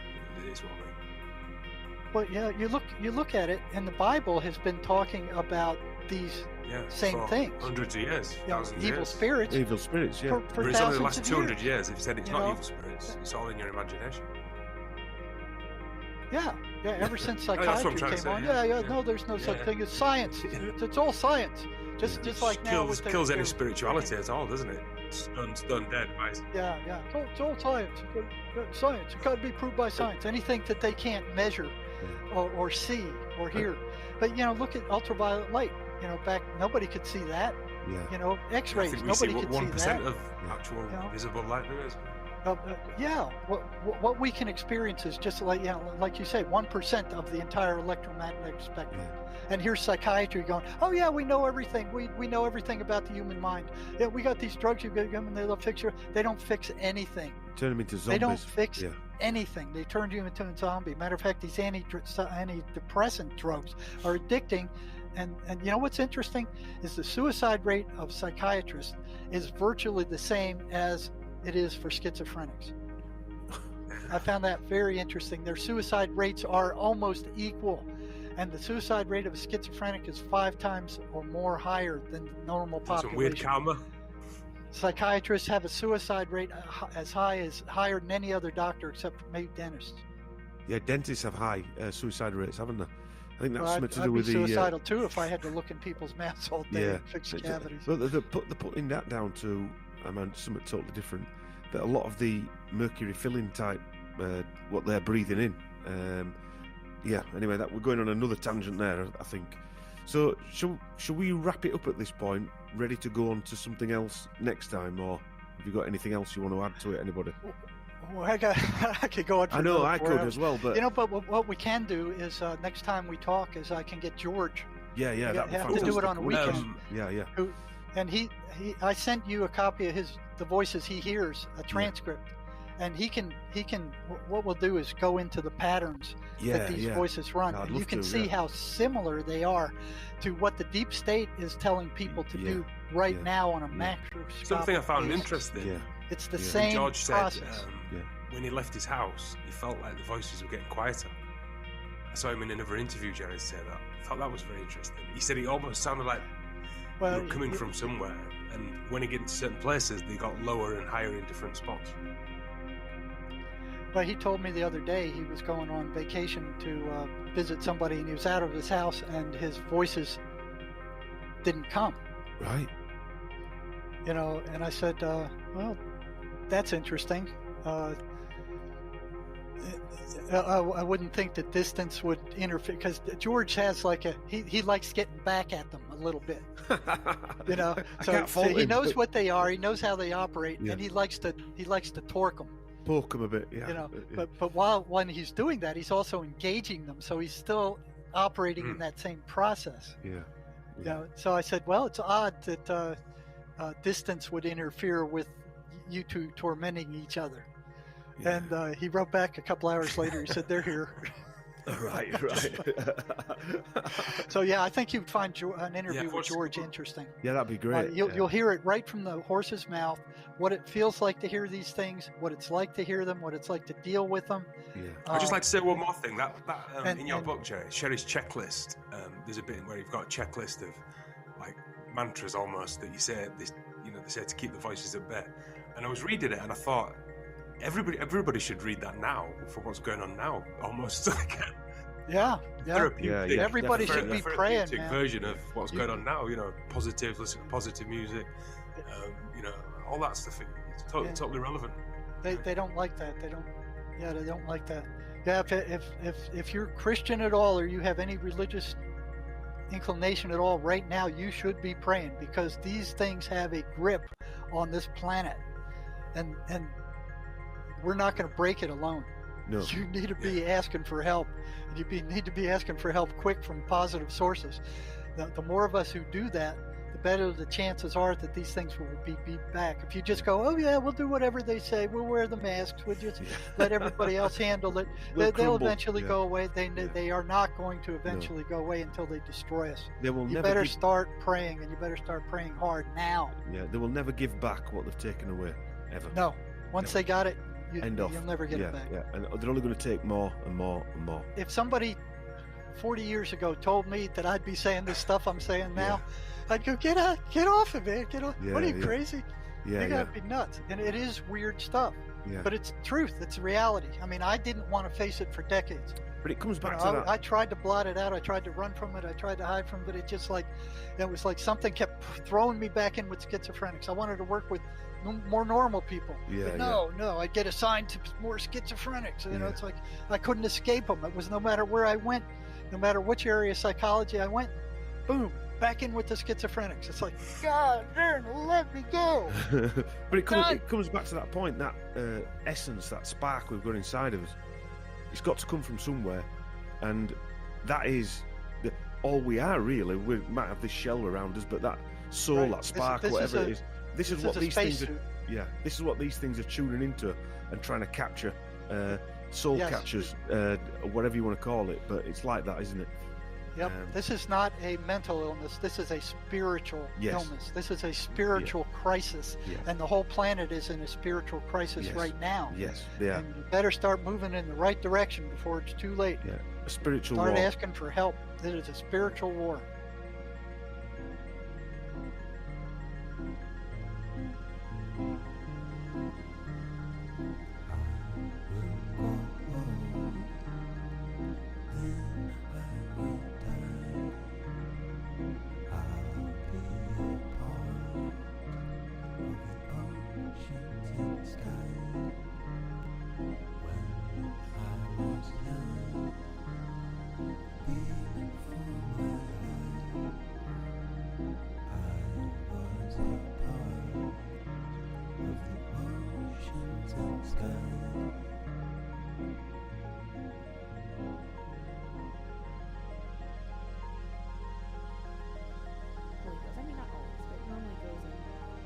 Out here and we do some crazy clappy songs, and then we, get a little more worshipful. But a lot of the times, more times than not, we're kind of coming out and, just praising the Lord right away. And I was kind of thinking about that, and then I was thinking about how when I truly praise, like when I'm really praising the Lord, it's so often a response to what God is doing in my heart. And it's a response to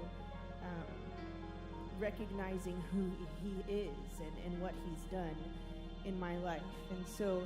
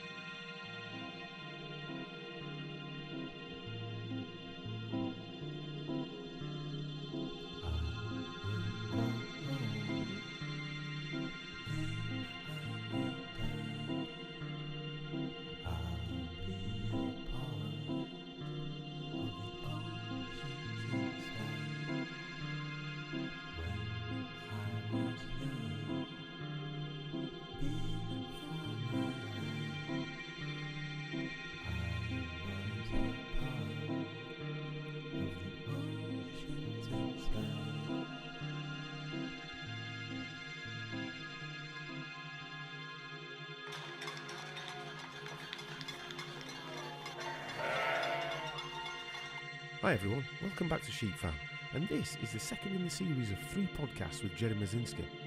And today we're joined by George Jakatek, who, like Jerry, is an experienced psychotherapist. But George also hears psychotic voices.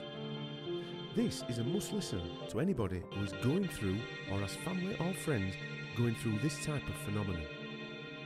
Both me and Chris feel that this subject takes on a deeper significance when we look at what is actually happening currently in the world today.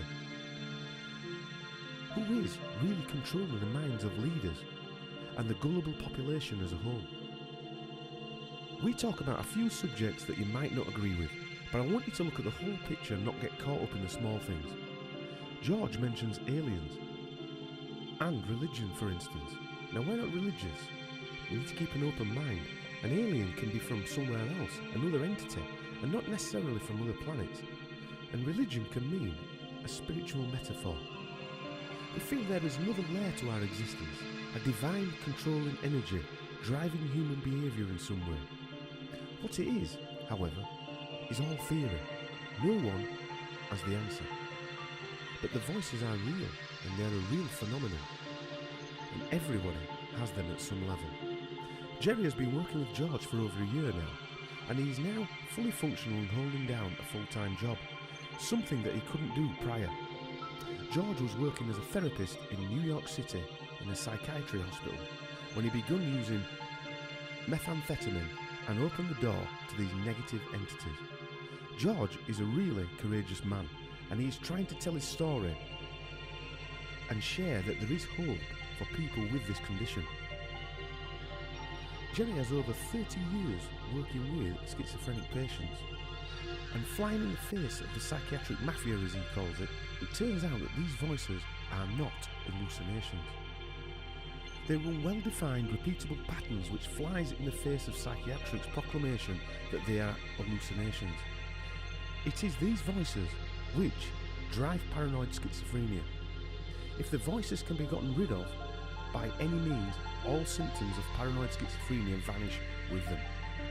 We urge people interested in this subject to go and get Jerry's book, which he co-authored with Sherry Sweeney, who will be number 3 in the series, will Sherry Sweeney. And the book is called An Amazing Journey into the Psychotic Mind, Breaking the Spell of the Ivory Tower. I will put all the links in the box below. I hope you enjoyed the podcast, and we'd like to thank you all for tuning in. Alright, welcome back to Sheep Farm Podcast, and this is number 2 in the instalments of our interviews with Jerry Mazinski. And we're also joined today by George Jagatic, who, like Jerry, is a fellow therapist. I've got that right, haven't I, George? Sure do. If you've listened to the intro before we started, you will have heard the full bios of both guys. George has a real story to tell, having seen the effect from these parasitic voices from both sides of the fence, so to speak. And I think you'll find what this interview says just as interesting as the first one we did last month with Jerry. So, welcome back, Jerry.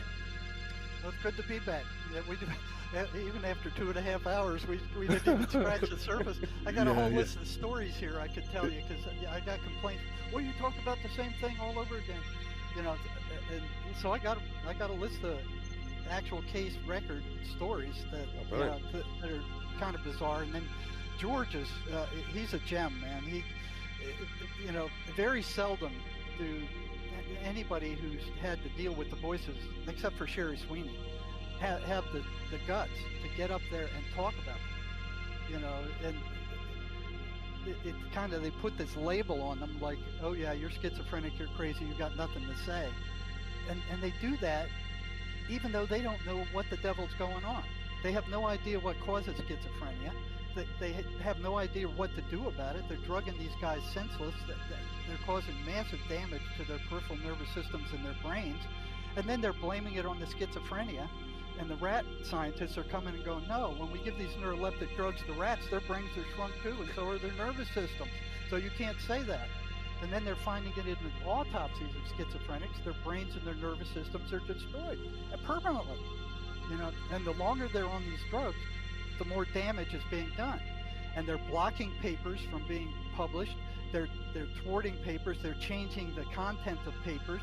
They've even manipulated NIMH to say, oh yeah, schizophrenia isn't a problem. It went from, what, 2 or 3 million in the United States. They manipulated the statistics when they got criticized for not providing enough research money. They cut it down to like 117,000. I got the exact figure somewhere. But they manipulated, they said, oh, schizophrenia isn't a big problem. It's one of the number 10 problems on the planet. You know, it's up there with Alzheimer's and everything else. But the research money that they're spending to find a solution is virtually nothing. You know, it's looking to me like they don't want a solution, because they're making, you know, between 3.7 and $6 billion a year selling these toxic drugs that to do a chemical lobotomy on the patient's brain. They're major tranquilizers, and that's the only reason they work, is because they calm the people down. They stun them. It's like throwing a hand grenade in a bunker. Listen to this one. Before we came on, I did some sort of research into global antidepressant market from 2020 to 2030, and COVID-19 implications and growth. That's what it's called. Yeah. So the global antidepressant market is expected to grow from $14.3 billion in 2019 to 28.6 in 2020. Yeah. And those drugs are addictive. You try to get off of an antidepressant, once you start on it, it's hell. Yeah. You know, so these people, they try to get off it. They get all these nausea and awful symptoms, and they go, well, screw this, I'll stay on it.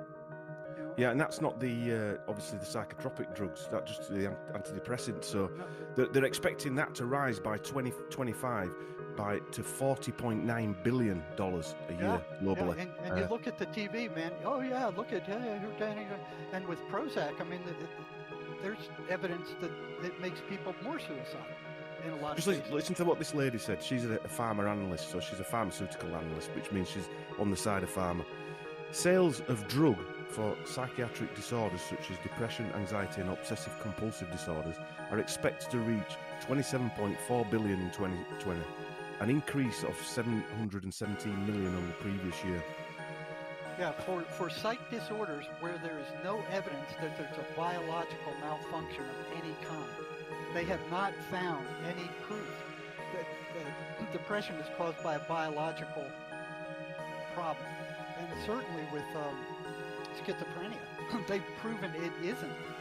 But yet, you know, this friggin' here's one from, I think this came from the Mayo Clinic. Now look at how slyly these dirtbags have worded this. Now this is about schizophrenia.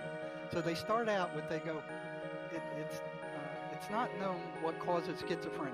Okay, so they start out, okay, we don't know what causes it. But researchers believe that a combination of genetics, brain chemistry, and environment contributes to the development of the disorder. Genetics has been disproven, brain chemistry has been disproven, the environment does contribute to it. Okay, but here they are trying to push two biological causes that do not exist and have been soundly disproven to sell their drugs. Because if there's not a biological cause, what are these drugs doing? Yeah. And then they go on like problem, and they start using this big scientific language and names of neurotransmitters that befuddle the public. Like, oh yeah, we must know what we're talking about because look at all these big words here. Yeah. Problems with naturally occurring brain chemicals. There's over 300 of them, including neurotransmitters called dopamine and glutamate. Okay, may contribute to schizophrenia. All right. So here they are, moving back into the chemical imbalance theory again, with another lie that they know is a lie, and they keep pushing this. And this was just taken a few days ago from an advertisement on the internet. And they go on, neuroimaging studies show differences between brain structure and the central nervous system of people with schizophrenia. That sure as hell does, because their drugs are shrinking the schizophrenic's brain and destroying their peripheral nervous system. They know what is causing this, and they're still pushing these toxic drugs. Any other cure is quackery, according to them. Yeah, they're inventing new markets. I mean, imagine these companies that are on the stock exchanges of the world, the amount of trades that are done on a daily basis based on predictions and things like that. It's literally billions of dollars every day, every week, every year done. So the value of these companies is in the hundreds of trillions of dollars as well. So the more illnesses they invent, the more value it creates. Right. The more people they make ill, the more drugs they can give them for other things. But exactly. I think we'll bring George in now, and in a way, George, I suppose from the beginning, we want to sort of hear a bit of your background, and it can be an edited version if you like, because I know we've got a lot to talk about tonight, but just so people know where you came, not necessarily where you came from as in living, but what your experience was in psychotherapy and things. Sure. Thanks, Dom. Yeah, it's great to be here. Thanks for asking me, and thanks for allowing me to share this information, because it is so important. So important for people to know what's going on out there. You know, I grew up on the West Coast, and I grew up as I got into professional dance, and I really got to know my body in a lot of different ways. And I really want to kind of underscore this because it helped me later on when I started hearing these voices, really understanding the depths of the intimacy of how my body functions and also how my mind functions. The moving on in my life, I ended up moving to the East Coast, to New York City, and I really wanted to delve into how does the mind work and what is it about personality, what is it that makes us us. And I got into psychotherapy, and it was just this amazing experience of learning about the mind and how the mind works. And I ended up working in an outpatient clinic for many years, and then after that I had a lot of successes, and I worked in an inpatient psychiatric hospital. I was a supervisor, and I was taking care of an entire floor and the staff therein. And getting on that floor and getting to know not only the staff but the patients, and getting to work with the patients. And in an acute care setting, you're dealing with people who are acutely in their psychosis, whether it's schizophrenia, whether it's major depression, whether it's bipolar disease. You know, you're talking about some pretty heavy duty psychiatric issues. And so I really enjoyed working with schizophrenics and talking to them. But everything I had been trained as a therapist, as a psychotherapist, in my many years of training, and even after I got out of grad school, was that the voices they were hearing or the beliefs that they had were internally created. And it put a wall between me and my patients, that belief structure. And looking back, how I see it now, They call them hallucinations. call them hallucinations. You know, it's just That's what they right. call them. You know, so like, who's going to pay attention to hallucinations? Right, exactly. But what happened again is it put a wall between me and the patient, because I would just disbelieve everything they say. And I now I find that really interesting. And well, moving on, it was an incredible job, and it was really stressful, incredibly stressful, working with these patients every day, because a lot of time many of them were incredibly violent, and we had to de-escalate, these outbursts, and had to deal with people that were very unexpected in what they did. And so I unfortunately fell into addiction, and I fell into a meth addiction. After I left the hospital, it was really bad, and I started hearing voices. And what happened was, I would use, and for about 4 days I would hear the voices, and then after the drug would leave my system, which it would stay in my system for about 4 days, when the drug would leave my system, I wouldn't hear the voices anymore. And that kept happening, and I thought, well, this is something that is caused by the drug. It was clearly, caused when I used. When I didn't use, it wasn't there. There were no voices, no paranoia, no seeing things. No, everything was fine again. Well, I had a year that was really pretty intense, pretty heavy duty, and kind of went down that rabbit hole. And I said, I've got to get out of New York. I've got to, take care of myself. And so I did. But once I left New York and I moved to California, the voices came with me, and they never left me. And to this day, I hear voices pretty much 24/7. As long as I'm awake, as long as I'm conscious, I hear a tone, I hear the voices. And it has been an amazing process of going through understanding that it's something that is communicating with me telepathically, that it is something that is external to who I am, that it is ego dystonic, that it is not of myself. Here I am, a therapist who grew up and was taught that all of these inner experiences, these voices, were from our unconscious. But I have these voices responding to me as clearly not from my unconscious. They're not word salad. Yeah, it's not word salad. It's not unconscious. There's personality. That's kind of what There's personality. That's kind of what school teaches. Yeah, it's there's motivation behind what is coming at me. There is intention behind it, and there are ways that I've found now to cope with it and to really kind of block out what I'm hearing as a way to maintain my sanctity of personality, sanctity of self, which is really important. And that's one of the things I want to get out there too, because the problem that I really feel it, which is part of this issue, is that when you're hearing these voices, you're hearing words, you're hearing communication, you're hearing intention, and there's motivation behind what you hear. This language is being communicated, and what happens is these voices, they slowly build up a belief system in your head, and they can get you to believe almost anything that they want if you buy into what they're saying. If you buy, yes, if you buy into what you are hearing. And my whole point here is that if you can block out what you're hearing in different ways, then you're not going to get the input. You're not going to get this constant building up of a belief system, of a perspective that is being built inside of your head by something other than yourself. And I think that is the one of the key things that I want to get across in this interview. So just to kind of wrap this up, I can go on and on and on about my different experiences.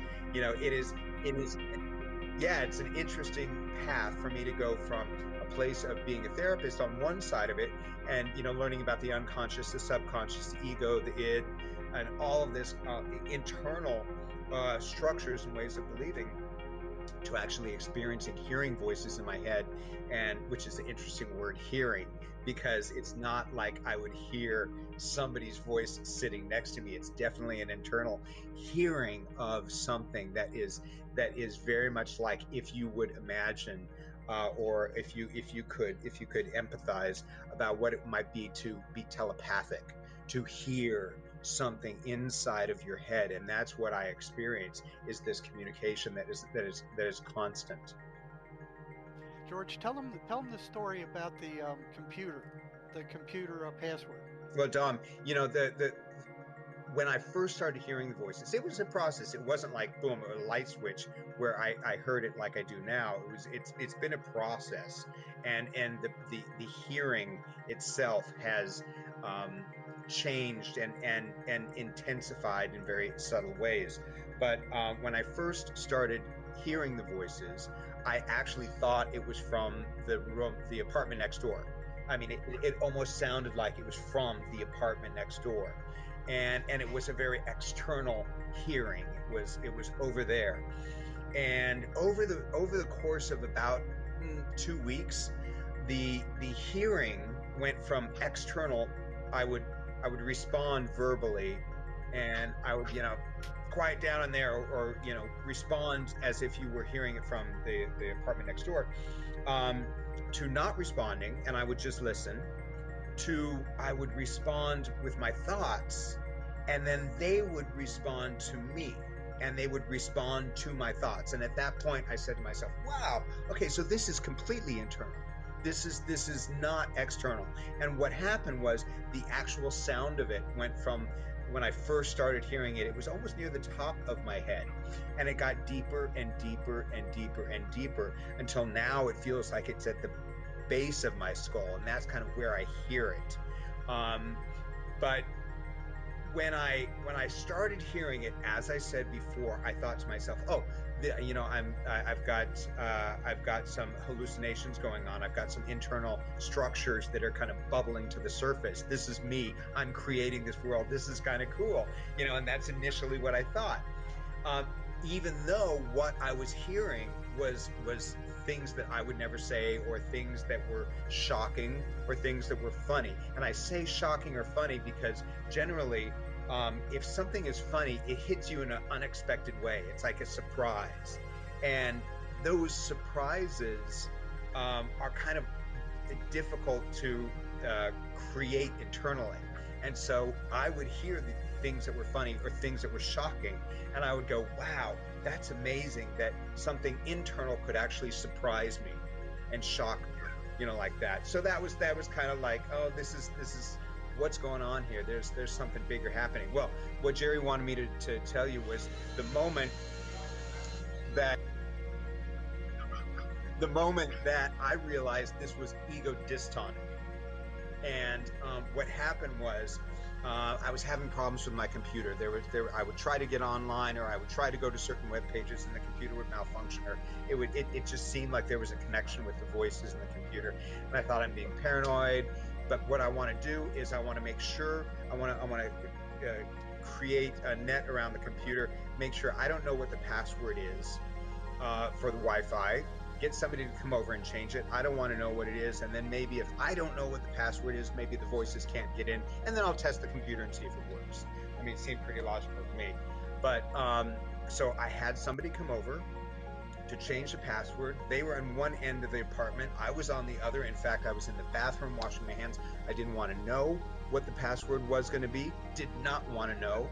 And I didn't want to know anything about it. Well, as I'm washing my hands in the bathroom,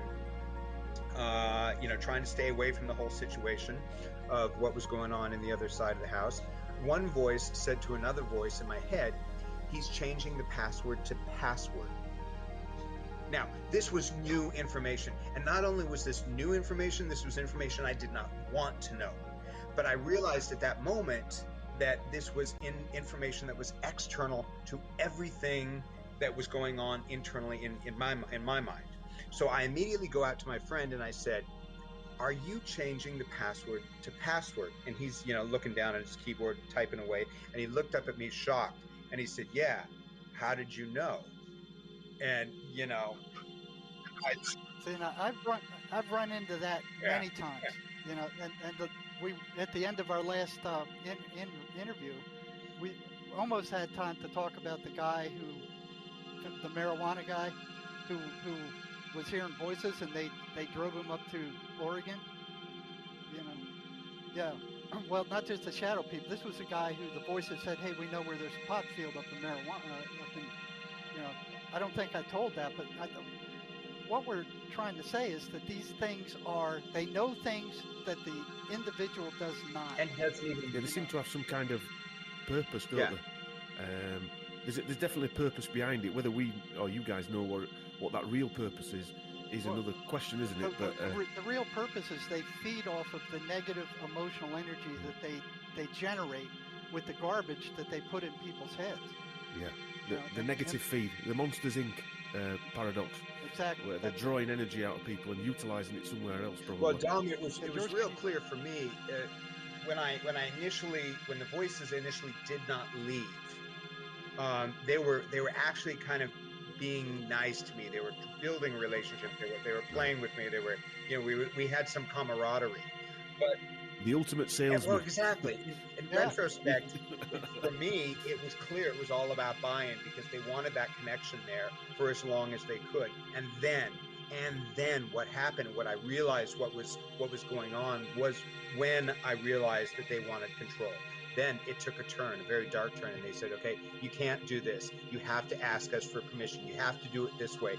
And it was this absolute desire for control that really began the shift into a very different relationship that I have with the voices, which is much more combative, much more about self-preservation, self-protection, and keeping the voices away from anything I'm experiencing internally. And my point there is that they want control. They wanted somebody who they could make do things or get to buy into their belief system, so that sounds like a cult leader. Yeah, well, exactly. Like a cult leader drags you in with all these promises. Yeah, exactly. And then slowly starts to order you around and tell you what you've got to do, what you can't do. Right. But the end result is to get you in trouble, to generate that negative emotional energy that they feed. Right. It does sound very cult. Yeah, like a cult leader dragging you in, telling you everything you can have, and then slowly controlling you until you don't know where you are and you're stuck there. Yeah. A couple of weeks ago, Chris sent me a video of some evangelists over in the States. What were it called, Chris? I can't remember, but he was one of your famous American evangelists. But he just got me thinking about what you were telling us, Jerry, and what I've heard you guys say. He was basically saying that God had told him he could buy a $6 million plane or a $12 million plane or whatever it was, and he needed this plane to jet him around the world so he could spread the word of God better, kind of thing. And he said he did it like he was saying, I was stood on the plane and the word of God was telling me in 5 years I'll have this $12 million plane or whatever. And he was, and then I started thinking, is he lying? Like, is he lying just to milk his, congregation for money, or does he actually hear some voices, and he's actually hearing a voice telling him that he believes is God, and then he's using it. That's a common one too, where they come and they say, "We're God" or "We're Jesus." That was Right. the very first thing when the voices did not go away. They said, "We are the voice of God." And I said, "No, you're not." And then they said, I think some of these they said, "You are evangelists." They said, "You are Jesus. You are Jesus Christ." I said, "No, I'm not. I'm just that's George." common. Exactly. Right. And they're trying to see what they're throwing out bait and seeing what we'll hook into. And I'm a very brass tacks guy, basic guy. Here I am. I'm kind of salt of the earth, and none of this stuff was flying with me. And for a while I'm playing with it and I'm listening to them because I can't stop hearing it. And they were teaching me things. They were showing me all kinds of these different bizarre ways of keeping me connected. And what would happen is hearing the voices got deeper and deeper and deeper until at one point I was swimming in the pool and the voices were actually moving around inside my head. Now, mind you, what I want to make clear here is that I've got about almost 2 years clean time from using. And so I've been hearing these voices now for almost 3 years, 2 years continually, at least.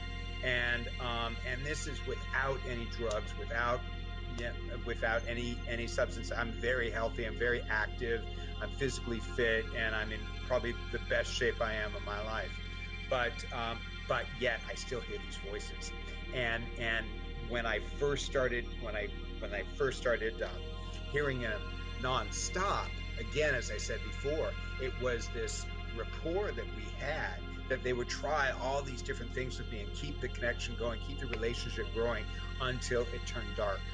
And they even used the word, they said, "Oh, you're part of the mob." So they wanted to create this perspective that there are other people out there who are part of this system or this group.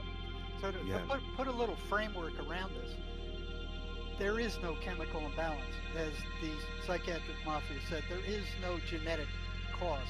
The cause of paranoid schizophrenia, which is the most common of all the schizophrenias and the most dangerous, are the voices, which they have labeled hallucinations, meaningless hallucinations, and if you try to look into them, they will stop you. They've done that. It is the voices that power paranoid schizophrenia. It is not any kind of chemical imbalance. It is not any genetic anything. There's no biological anything about it. It is these voices. And if you can get rid of these voices by any means, all the symptoms of paranoid schizophrenia disappear with them. So what George and I have been working together for 6 months now, George? Maybe longer than that. We at least 1.5 years now, Jerry. Yeah, we've been fighting his voices together, and he's got some of the slyest voices that would have hung him up for a lifetime. Yeah. I mean, there was a number of times where they tricked him into believing stuff that was believable, that had he bought into it, and he almost did a few times, he would have still been stuck in those places. Do you think these are different entities then? Do you think there are different people coming in? Or do you think it's the same voice putting different voices on? Well, it's interesting because when I first started hearing it, I heard a mother, a son, and 2 daughters. And it was very distinct. And even the communication was interesting because I would think something and the daughters would translate to the mother, and then I would hear the mother speak. So it was just this interesting way of kind of interpreting and hearing what I was hearing. But that gave way, and those the mother-daughter roles and the son roles faded away, and what I have now is I have a female voice, I have a very soft male voice, and I have most of the time I have a computer-generated voice, or what I call the screamer. And I've talked to a lot of people who feel like if you're familiar with the term targeted individuals and voice-to-skull technology, and a lot of people really feel like that's the case with me, that I'm a targeted individual, that they're using or testing out this voice system or this group. So to put a little framework around this, there is no chemical imbalance. Word of God better kind of thing.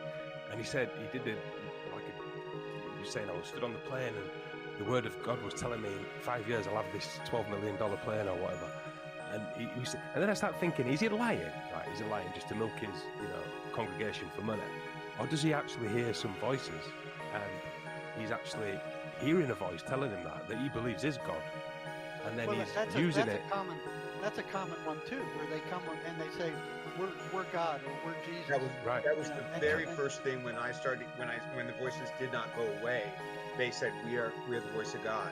And I said, "No, you're not." And then they said, I think some of these they said, "You are evangelists." They said, "You are Jesus. You are Jesus Christ." I said, "No, I'm not. I'm just That's George." common.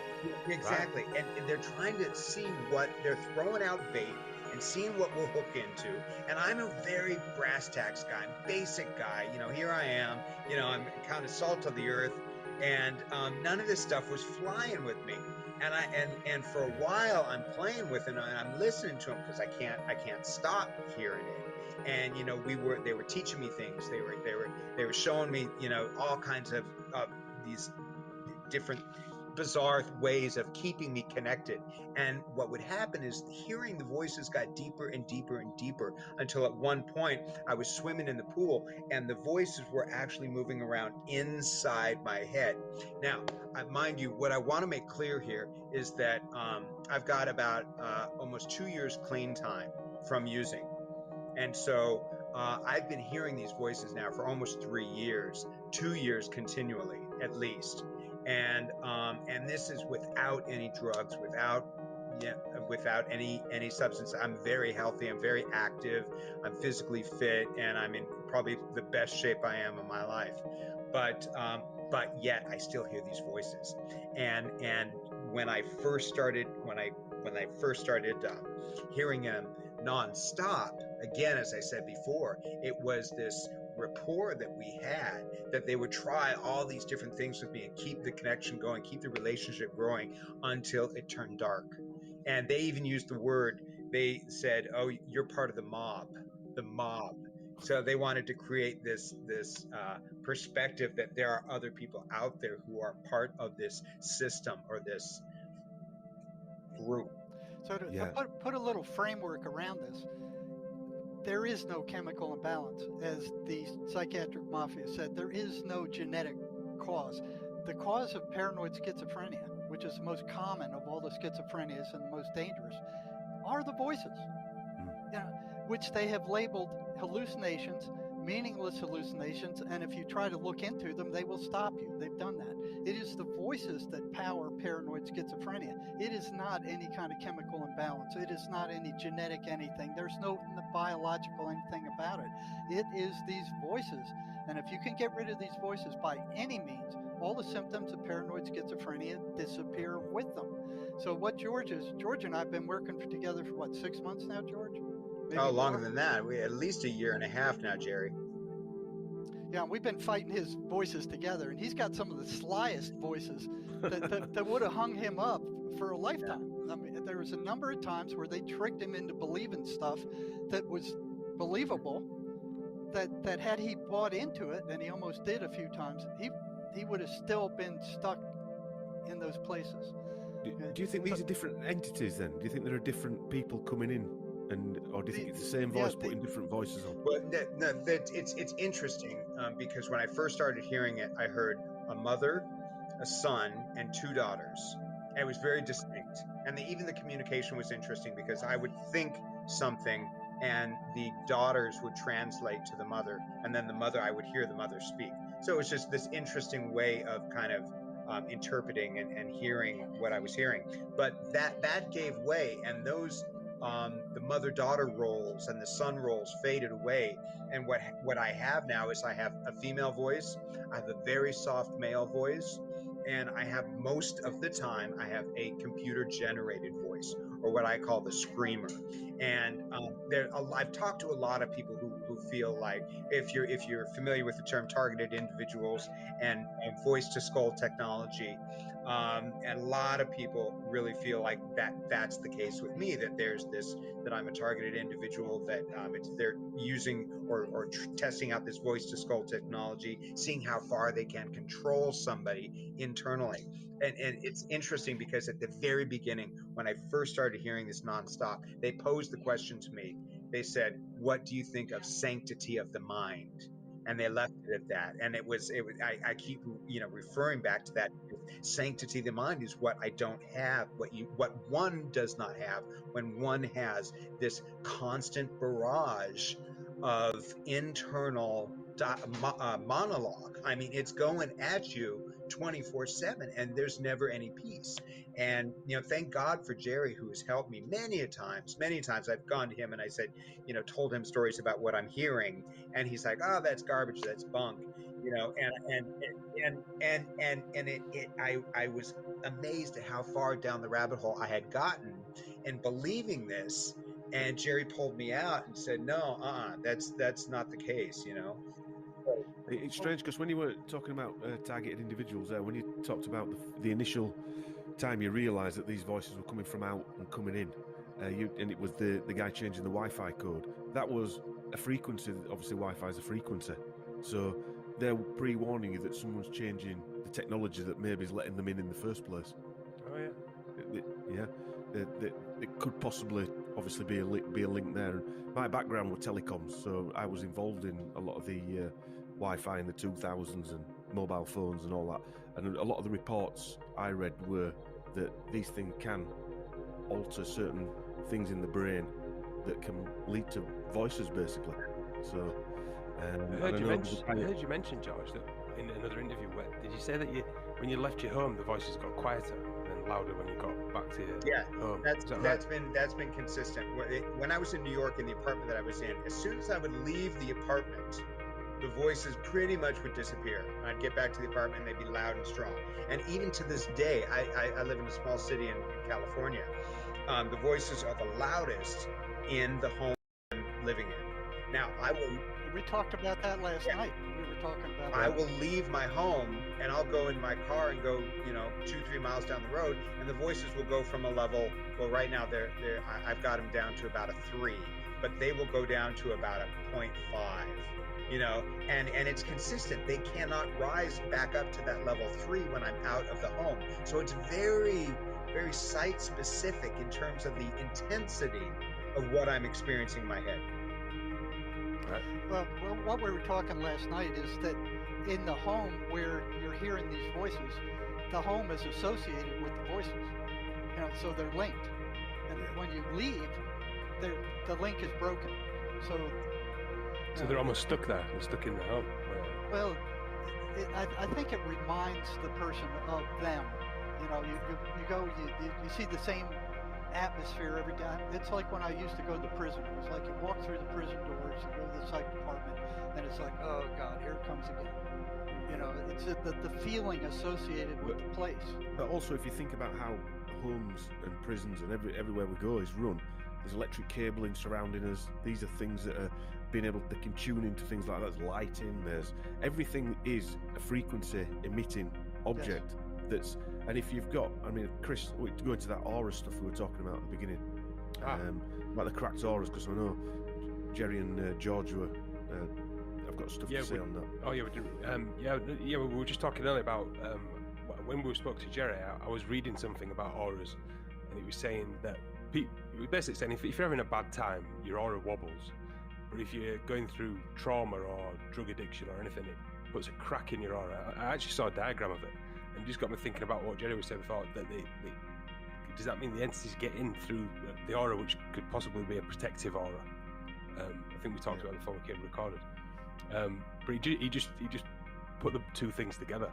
You can imagine the crack and the things going inside. Now I'll say, I was at a very dark place in my life when all of this started, and one of my perspectives that I truly believe is that my spiritual body decayed because of what I was putting into my physical body. and my spiritual I was not connected to any spiritual practice, to anything that would upkeep my spell spiritually, which is why I kind of fell so far down. But afterwards, and in terms of my recovery physically, I have matched it with a recovery spiritually in many different ways. That's critical. And at the same time, the intensity of the voices has gone from a 10, and now it's probably at an average of about a 2.5, and on right now on weekends, and a lot of the time it's almost non-existent. It's down to like a 0.5. So okay, so the battle is with the voices. Yeah. It's not with a chemical imbalance. It's not with, the battle is with the voices, and how to, as George was saying, how to beat them down, how to because they're constantly drawing energy from you, but they can only take negative emotional energy. So that's what they're trying to instill in you. And like George says, you have to get onto a positive spiritual path and stay there to change your frequency. Right. And if you don't, they're going to beat the crap out of you. It's almost commonsensical, isn't it? Really, in a way, Well, it makes absolute sense. Well, it is, but they, when I started work at the state hospital, I noticed that the voices didn't want these patients to go to church. They didn't want them to read the Bible. If they read the Bible, they got louder. They didn't like preachers. So I'm thinking, like, why would a hallucination not want the guy to go to church? Why would a hallucination not like preachers? I mean, here's this intention coming out to steer them away from any kind of positive spiritual path. And it was the same thing with psychology. I mean, 8 years of it, 4 years undergraduate, 4 years of graduate psychology. There's no spiritual anything to it. It is just dry as the Sahara Desert. Mechanics in it, yeah. The answer to paranoid schizophrenia is moving in a positive spiritual direction and beating these things down, because they run a series of it's patterns. not buying into what they're trying to sell you with what they're saying, and that's the whole point. And let me just pop in here real quick, Jerry, and just talk about the two things that I use constantly to block out the voices, because basically, again, to me, that has saved me, is not hearing, not taking in this garbage that they're trying to create, this this perspective they're trying to create. When I use two things: one, I overtalk them. So if somebody is talking to you and you start talking verbally, you're not going to hear what that other person said. It's going to kind of turn into mishmash, and that's what Dom does to me. Yeah. Right. Older brother, innit? Older brother. Yeah, exactly. And that's what I do. So when the voices start speaking in a sentence, or when they want to convey an idea, I think, and the voice in my head has the thoughts in my head have a voice, and so I will overtalk the voices, and I'll just make up words, bibbidi bobbidi boo, it doesn't matter, and I'll start overtalking them, and nothing of what they say, nothing of the intended idea of what they wanted to convey to me gets through. And that's one thing that has saved me. The other thing that has saved me most recently is that visualizations, when I visualize this typing what the voices are saying on the computer, they immediately stop what they're saying and they say, we are not doing this, because they don't want me to dictate what they're saying. It's fascinating. I dictated pages and pages and pages of what I heard the voices say, which is really powerful, and I'd love to read some of it for you. Yeah. So definitely. now they don't like me to do that. So when I visualize doing it, they immediately stop what they're saying and say, we are not doing this. We are not doing this. And they repeat it. So I'm able to block what is coming into me in these different ways by over talking and by visualizing, getting them to cut off what they say. And for me, that has been a way to keep my sanctity of mind, because I don't want anything. Jerry's right about the voices cause paranoia because they build belief systems in your head, and you don't have anyone external to get feedback from around the reality of these belief systems. And the other thing that saved me early on is that when I first started hearing the voices, I told my entire family, I said, hey, you guys, listen, I'm actually hearing voices. And I told my family, who loves me, and they accepted me and they embraced me, and they said, hey, we'll work with you. You know, we got to get you cleaned up and get better health. And they've been my handholds through the whole thing. But every time I would share what the voices were saying, it lost power. It just lost. Yeah, they don't like that. They don't want people. They want to break you off. They want to pull you And- away from other people. They want to isolate you in your thoughts and turn your thoughts dark and turn your thoughts into something paranoid, into what they want, so that they can control you and make you believe or do or think the way that they want you to. And that's what you need to stop to protect yourself from this attack. So the battle is with the voices. That's where the battle is. That's the battleground. And the tactics and the weapons used against them. So George has talked about some. And another one he's used is that's a lie program. Because most of what they tell these people are lies. You know, I tried that, Jerry. They have no scruples. After we last spoke, I tried that. And it wasn't like I had voices, but some negative thoughts popped in there. And I actually said, that's a lie, that's a lie. And it actually, it works. It does work. It does work. Yeah. So I was also, sorry, I was just going to ask as well. I mean, I did a few drugs when I was a kid, when I was younger. And do you know, if you do some amphetamines or some drug, everyone says it, the next day it makes you paranoid. Do you think that's where it is? Do you think that's like a snippet? That's them knocking on the door. Knocking on the door. Knocking on the door. Me, what it, like salesman. What it felt like to me was that the drugs themselves were making something thin, a veil between this world and whatever else I was experiencing, and it made it thin, and they were able to get through. And once they got through, I learned. I actually learned to hear how they communicated. And I feel what is happening now is I'm having to unlearn it so I don't hear this, because I think all of us are without us even knowing, are surrounded by these entities, are surrounded by, whether it's frequencies or whether it's entities, angels, demons, whatever kind of language you want to use. It's around us. It's part of our environment, and we're just not aware of it. Hit us all. Yeah. So what Sherry said is every negative thought about yourself or anyone else is put in your mind by them. You know, and that's pretty standard. Yeah. So, Carlos Castaneda, I don't know if you guys have ever been experienced. I've got one of his books actually, I think. Oh shoot, I've read his whole trilogy several times. He hints at these things all the way through, and then in his last book, he comes out and he finally says, they give us their minds. Right. So they actually will instill their minds in your mind, and then they have complete access to your entire memory. They can pull up every rotten thing you've ever done, and they can rub it in your face and say, look at what a SOB you are. Look at, look at what you did. Look at what you said. Look, you don't see that with animals. It's only with humans, where they go there, and then when they're done, they generate that negative emotional energy, and then they draw it off, and the person is just eviscerated as far as energy. Well, how I equate it to, if you look at a zebra at a watering hole that gets eaten by a crocodile or a lion, they don't suffer from anxiety. And yet, all through generations, they're being eaten by these massive predators. They still don't get anxiety. We've got nothing like that in our lives anymore, or very little, some people have. But we suffer with more mental illness than ever before. It doesn't make sense. And with more and more drugs. Yes, more and more mental drugs. Illness is increasing. Yeah.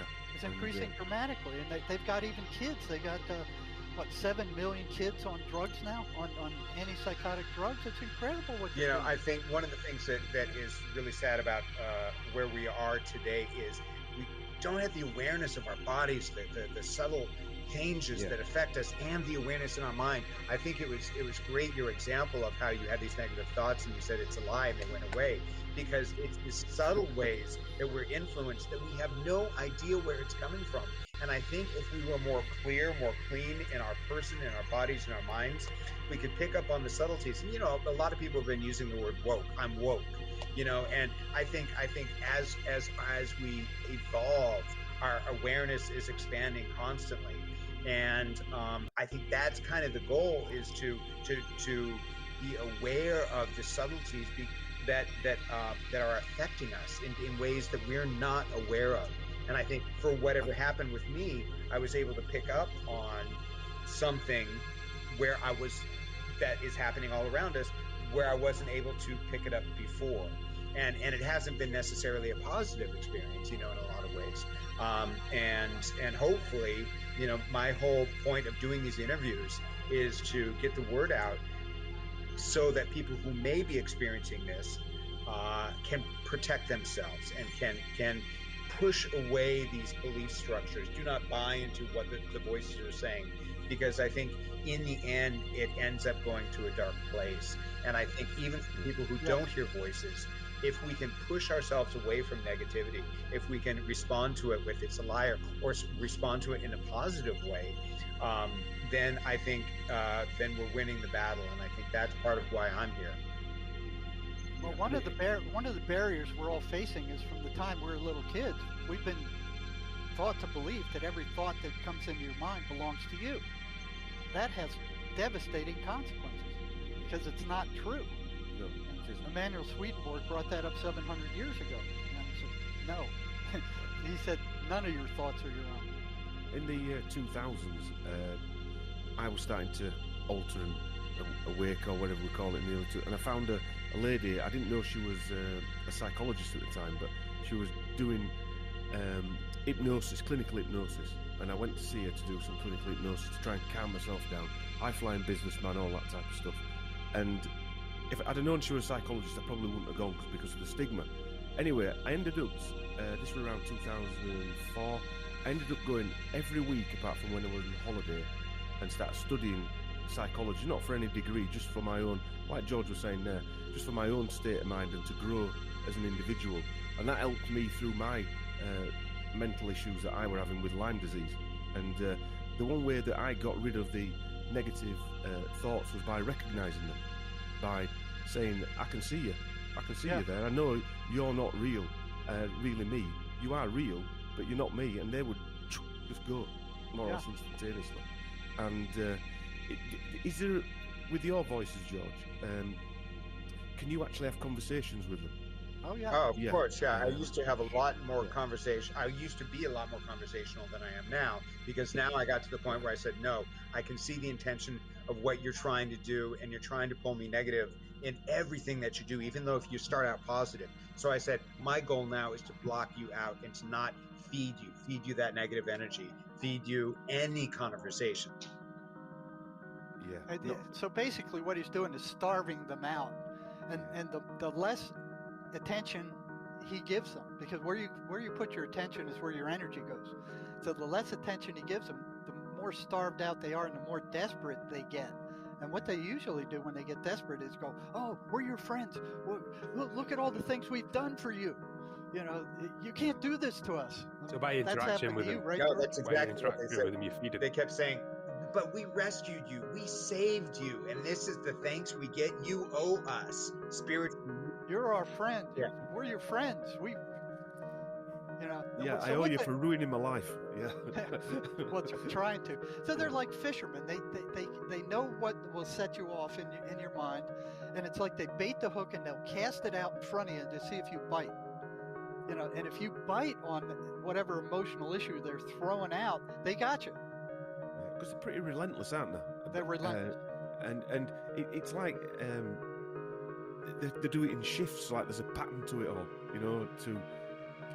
Like somebody said, right, I'm clocking in now, type of thing. When you've explained it to us, Jerry, is that what it feels like? Oh, very much. In my daily routine, I can tell you, in the morning when I get up, they're very quiet, they're very soft, and they really don't respond to me too much. Then I get to work, and it gradually picks up, and it picks up with my stress. So the more stressed I get, the more they come on and they try to increase that stress so they can feed off it. After work is done, it kind of levels out, and I block them out, and I do the blocking until around dinner. Dinner it goes down, and then it goes down when I'm watching TV. It goes down real soft until right before I go to bed, and then when I go to bed, it ramps up again. And that pattern plays out during the work week I've got my pattern. The voices have their pattern. They know when to hit me. They know when to back off. They know what works and what doesn't, and it plays out. And And they generally, with all patients, they get loudest after sunset. So George is one. He's one opinion, but I've seen hundreds of these people with this. They run the same patterns. They run the same patterns here in Arizona and all the institutions I work with here, as they did back in the massive state hospital I worked at, 40 years ago. So if they're running patterns, they can't be hallucinations. Well, and we're going to, Jerry, I want to get to these patterns because it's really the key of the work that you've been doing. But I want to share something with you guys, because it blew my mind. When this first started, I told you that there was a mother, a daughter, 2 daughters, and a son. This was early on, and when I was hearing these voices, I said, I got to take care of myself. I got to do something. What's going on? So I went and saw a very well-known neurologist in New York. He did a full workup, blood and MRI, because I thought, maybe this is related to X, Y, and Z, and I wanted to rule out all those factors. So the first session in his office, I go to his office and I say, I'm hearing voices, don't know what's going on. Here's kind of my thoughts about what I've been doing and what it could be, but I need you to do me a workup. He said, all right, well, tell me a little bit about the voices. And I told him, well, there's a mother, 2 daughters, and a son. And he immediately dropped his pen and he said, you're kidding. He goes, the last patient I saw this week in the same city come to me for the same reason had the exact cast of characters playing out. A sales team. Yeah. No lie. What's the chances of that happening? Yeah, exactly. Yeah. So we're talking, Jerry, I just wanted to share this story to say that there are patterns that are played out, and these patterns show that it is not something that is internally created. Something is happening outside of us that is being played out over and over and over again. And it's interesting because I have a lot of people who of my community, of the gay and lesbian community, who really feel like we're being attacked specifically and by certain technology that has come up in conversation before as being targeted individuals, and that many other people have come up and talked about these cast of characters that initially start playing out when they hear voices. And so, you see these patterns, and the patterns prove that it's something that is external to a person, not internal. If you've got something that plays out 100 times in the exact same way with 100 different people, that is something that's external and not internal to each person. Because if I'm going to have a psychosis, it's going to be different than your psychosis, than Jerry's all of our psychoses are unique and individual, but these patterns that they play out, they remain constant. What does that even mean, that you're in the same exact family group? What does that? I can't even get my head around what that can even mean. Yeah, it's bizarre. So what George and I put together was a list of these patterns, and what I have is a transcript from George here of his voices.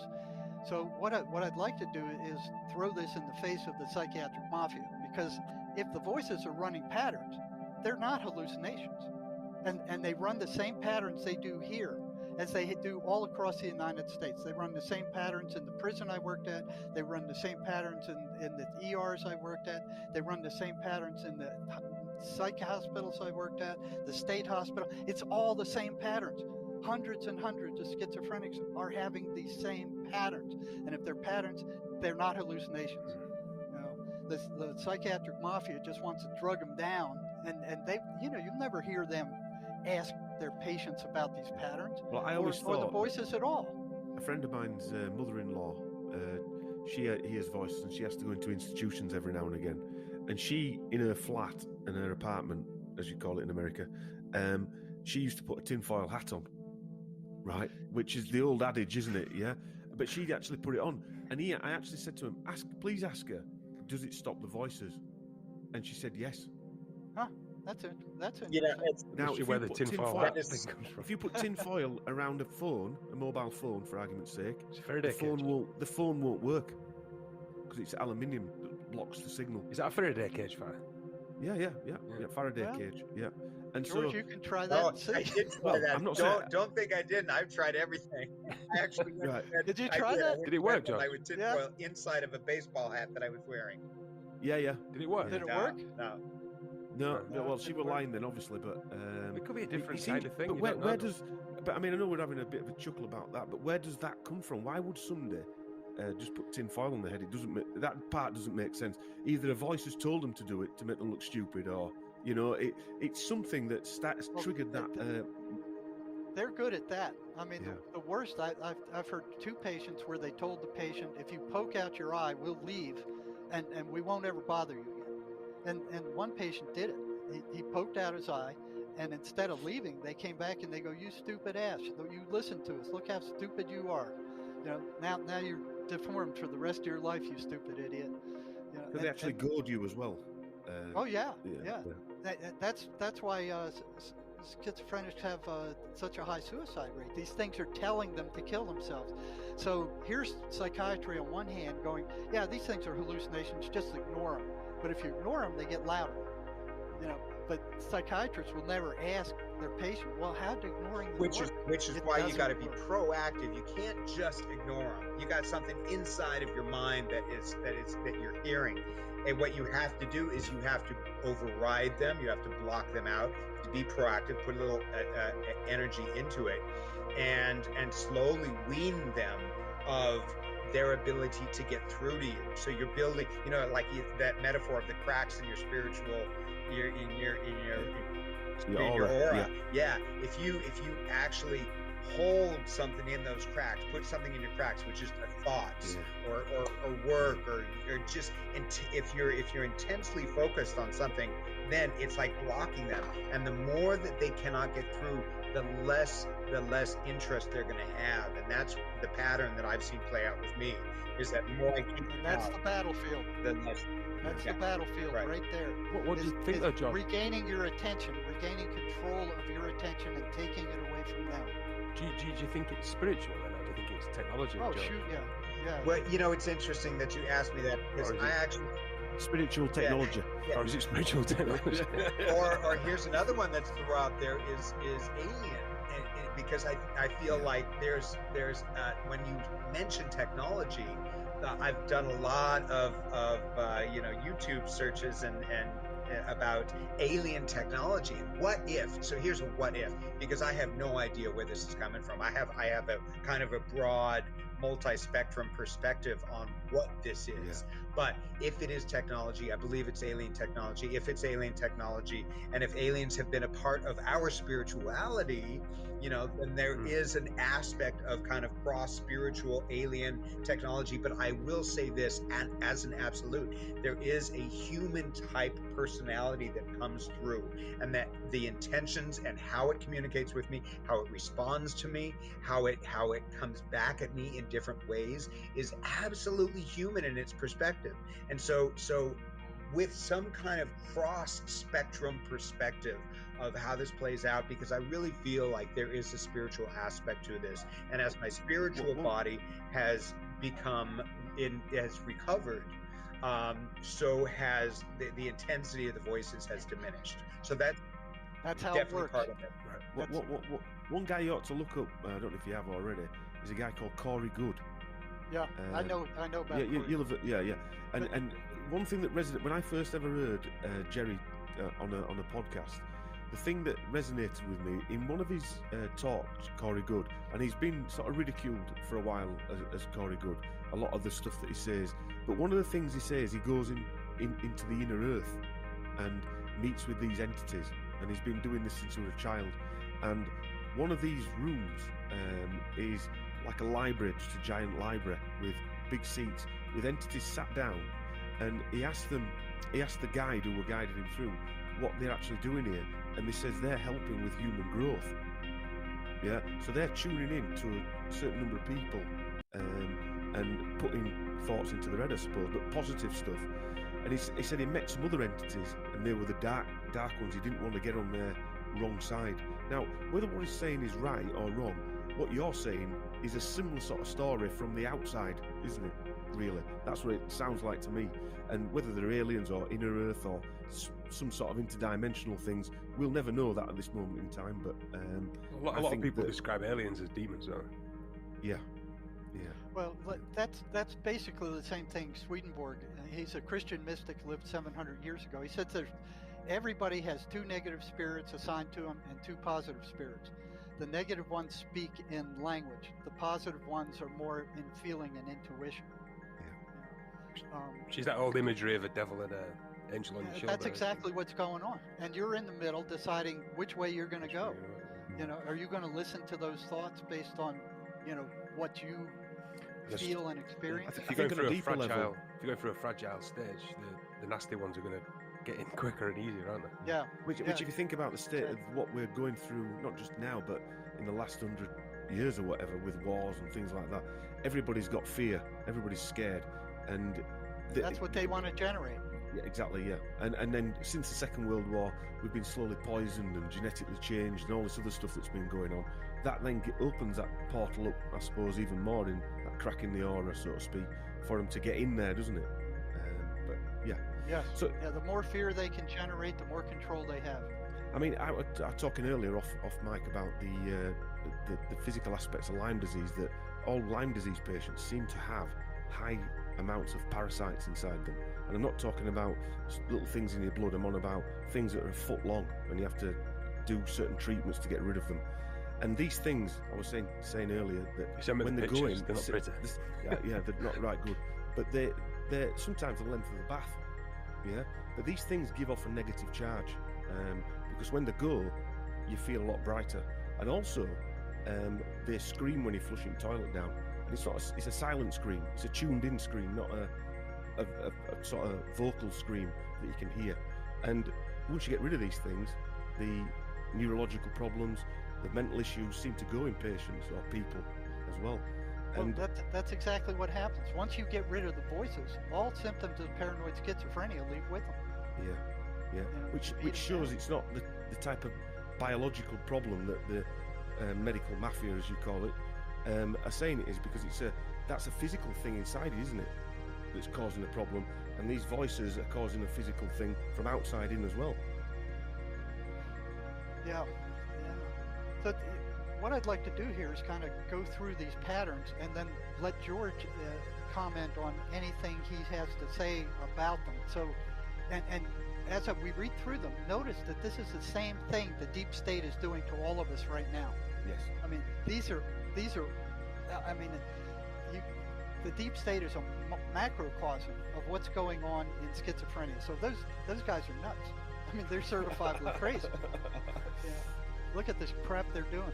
So number one is the voices consistently battle for increasing control over the individual's mind and action. They will constantly maneuver to snag the victim's attention and insert negative thoughts into their thought stream. We're taught at birth that all our thoughts belong to us. This is not the case.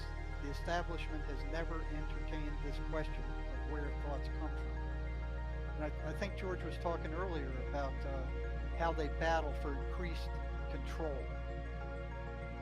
Do you have any examples? Increased control or increased awareness. They always want me to turn my awareness to the voices. They always want me to listen to them and not to be focused intently on this plane of existence, in this reality. So they want me to turn inward and turn away from everything I love around here and get drawn into this. And then they can create this world in my head and create some belief system and then begin to exert some control.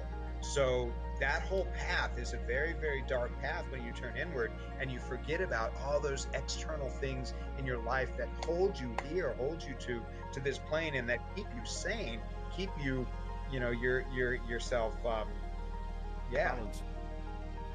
Yeah, because they tell you, don't trust your parents, don't trust your friends. They're out to get you. They're talking behind your back. You can't trust anybody. Go in your room and stay to yourself. They just want you isolated. They don't want you to have any friends. They don't want you to have a wife. They attack families. They attack wives.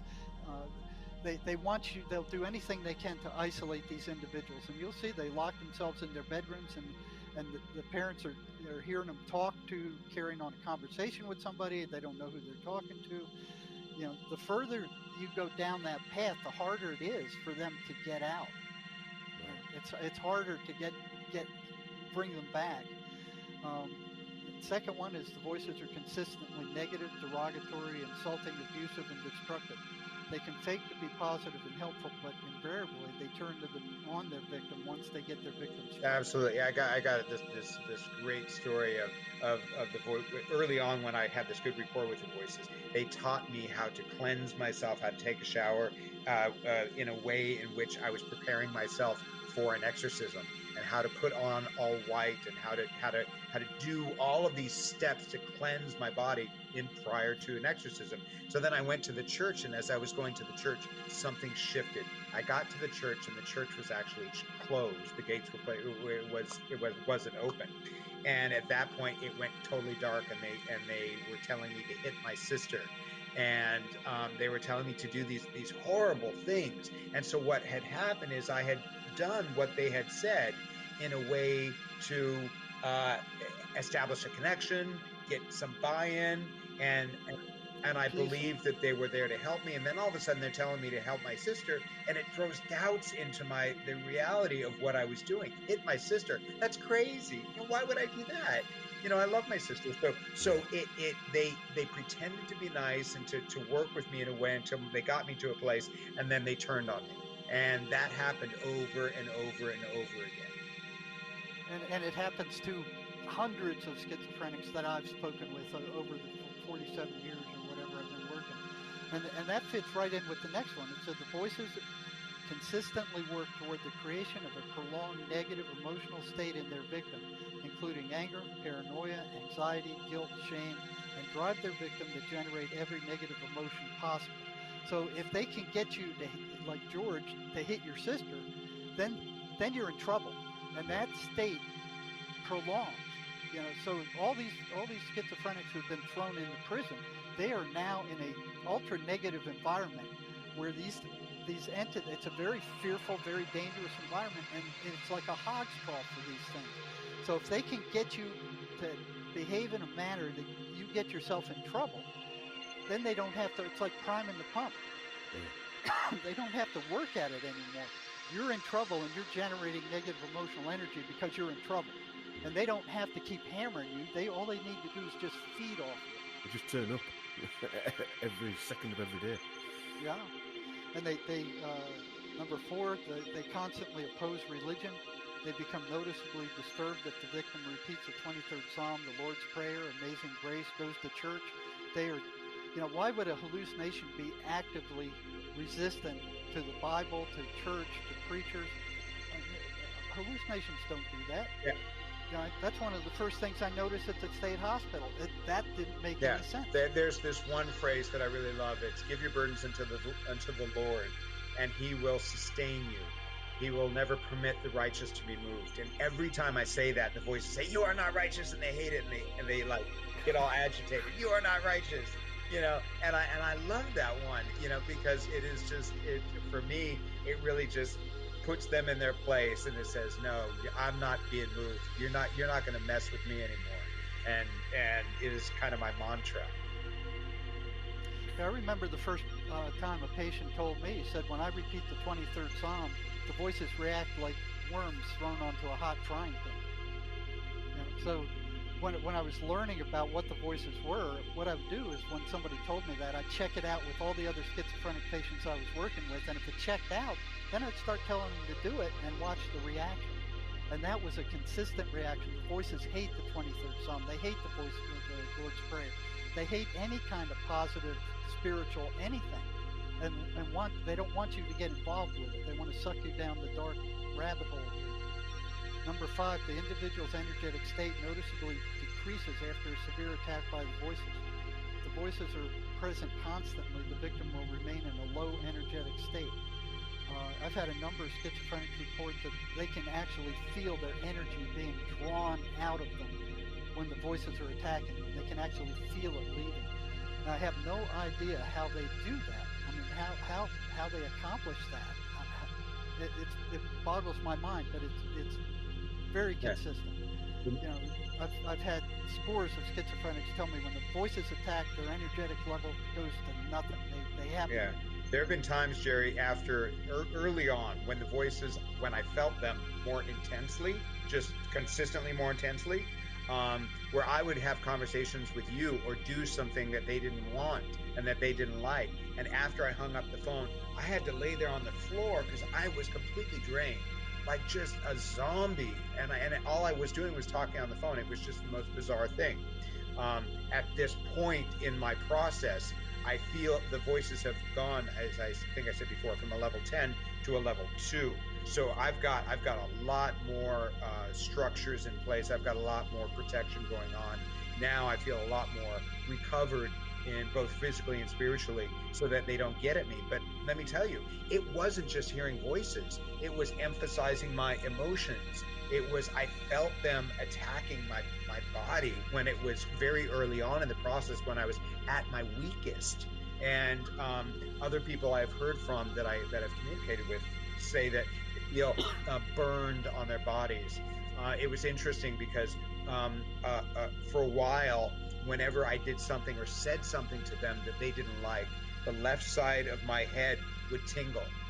Like, you get the electricity on the left side of your head. So I would curse them out. I would say, F, this, that, and the other thing. And all of a sudden, the left side of my head would just tingle every time I did it, it was consistently that way. Yeah, I remember one prisoner I was working with who was hearing voices. He said they attacked me last night and they scratched me up. And I'm like, oh, come on. You go, well, I'll show it to you. I said, well, okay, do it. He lifted up his shirt, and here's these like 4 finger marks. If you got your fingers like this, 4 of them, and just scratched, gouged across his back. Something had done that to him. If it had been another inmate, it would have started a fight right away. He would have had a black eye, and there would have been some other damage. But no, here's these 4 finger marks, look like 4 fingernails, just right across his back. Somewhere he couldn't reach, probably, as well. No, he couldn't do that. He couldn't have done that to himself. And I'm looking at that like, holy cow. I remember this other prisoner, he said he was being raped by a female spirit that never spoke to him. She would just rape him constantly, and he would hear her breathing in his ear as she was having sex with him. And I'm like, well, that's odd. I said, well, you'd probably be the envy of the entire prison population if they found out about that. He goes, no, it's not like that, man. It's constant. It's all the time. It never ends. It never stops. It's no fun. You hear that in the UFO world as well, Jerry. In the ufology world, you hear that where men and women, they get raped by women, yeah. What I found strange is they gave this guy an antipsychotic drug and that stopped. While he was taking the drug, it stopped, and I'm like, that's odd. So, Jer, I've got this great story. You guys, one of the things that again made me realize that I was dealing with something that was external to who I am. I live with my mother and her husband. Her husband is 95 and he's completely blind. Okay, so my mom was away in the hospital for 3 months, and I was taking care of my dad. And he opened up to me and he said, I see people going through my bedroom at night. And I said, who are they? And he said, every night a man and a woman stand at the foot of my bed and then walk through the bedroom after I chase them out. So, we got into this conversation around, hey, I'd get up in the morning, have you seen anyone in your bedroom last night? He said, yeah, the same 2 people were there. And in my head, I'm just thinking, he's 95, he's close to death. He's kind of like, that veil is real thin. Yeah. And he's blind. And so what is he seeing? Maybe he's seeing spirits, his friends. Who knows? We kind of had those conversations. All right. So now one night I'm hearing the voices, and there's this one character at that point that I called Town Crier, and he was a young man, like 17, 18 years old. And Town Crier said he was in the garage. And so I opened up the garage door and closed it real quick in this vestibule. And Town Crier was telling me, I'm in the room with you. I'm in the room with you. I'm in the room with you. So I turned the light on and I slipped out of the room and closed the door. And Town Crier was saying, turn the light out. I can't stand the light. I can't stand the light. I opened up the door and I felt something hit my chest and go into my body. I go into the bedroom and I lay down. Now, mind you, everything I have done has been almost in silence. I mean, we're not talking about slamming doors or talking. I was not doing anything verbally. It was all in silence. Town crier, I felt was inside of me, and I felt was putting a constraint around my heart. And I had this energetic battle with him, and I ended up pushing him out of my body. I mean, it sounds bizarre, but it was just this moment of taking all of my energy and pushing this thing out of my body and gone, and it was gone. And I was laying there breathing, and then I fell asleep and went to bed. The next morning I got up and I was in the kitchen. My mother's husband comes out, and I said, "Hey, how's it going? Good morning." And I said, "So let me ask you, did you see anyone last night go through your room?" And he said, "I did, but it wasn't the same two people." I said, "Really? Well, who did you see go through your room last night?" He said, "I'm not sure who it was, but he said it was a young man." Now, he You know, didn't right along. hear me. I didn't say anything. I had this entire battle with town crier, who was this young man, and my mom's husband was in the other room. And then he gets up the next morning and says, "I saw last night his visions, a young man come through the room." So he's obviously tuning into something, isn't Yeah, that blew me away. That really put another screw in the framework. Yeah. Another tick in the box. Yeah. And another one is our experiences with Andrea up there in California, in Canada. She records ghosts. What do they call it? EMP or EVP? EVP. So, you know, George is hearing voices. I said, "Hey, George, why don't you record your voices? We'll send them over to Andrea, see if she hears the same things you do." Right. And you want to finish the story? Well, George? so yeah, I sent her the recordings, and she would end up typing back to me, putting down in words what she heard. And a good 60% of the time, she actually was able to hear through these recordings exactly what I heard. I mean, exactly what I heard. So, sorry, how do you record them, George? Sorry, how do you record? Just use my cell phone. It's just a recording on the cell phone. And I don't hold them up to my head or anything like that. No, that's what I mean. What's the method? I would just hold the cell phone, and when I wouldn't say anything. I would just, when I hear the voices, I would hit record, and I would wait 10 seconds, and they would be talking. I would click stop, and then I would send it to Andrea, and she would send me a transcript back with exactly what the voices were saying, and I wouldn't tell her. Right. I wouldn't. Right. And I wouldn't tell her either. I told George not to tell her. Right. You know, now I couldn't hear on those recordings. I couldn't hear anything. There was one or two times I heard a word or two, but I couldn't make anything out. Neither could Sherry. And George is saying you have to kind of form an ear. Let me describe how this plays out. Have you ever seen those books, those flip books, and when you turn the pages, it looks like static, and you stare at the static, and like 30 seconds, a minute later, you have to focus it. You have to focus in on it. Yeah. Imagine the same thing audio. When you hear an EVP recording, you can hear the sounds of whatever's going on that's being recorded, and that's how you and I normally hear.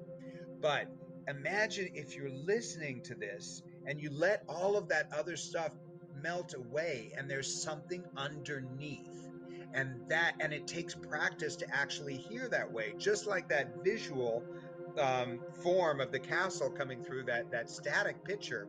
You've got to really let go of what you're normally used to hearing, which is the sound of the car, the TV, the person behind you, and let that go away and listen to what's under it. And when you hear what's under it, you begin to hear the voices.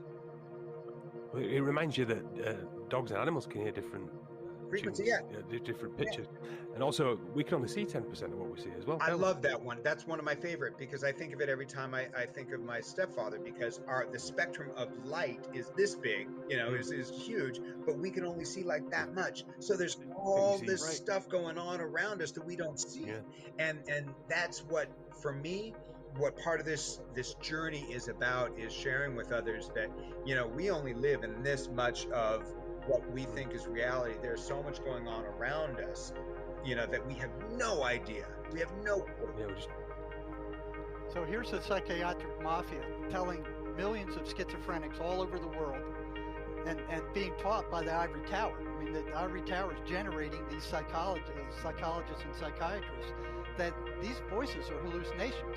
Ignore them. Don't pay any attention to them. They're garbage. They're shutting the door to the cause of schizophrenia. They're just slamming it shut. I actually think that the people who've got schizophrenia, whether it at the portal into something else, and that's why it's probably been covered up. Well, it is a portal, but it's not a pleasant one. No, it's not a pleasant one, It's but very nasty. going back to that, we can only see 10%, or his brain can only we're only using 10% of his brain, or whatever it might be.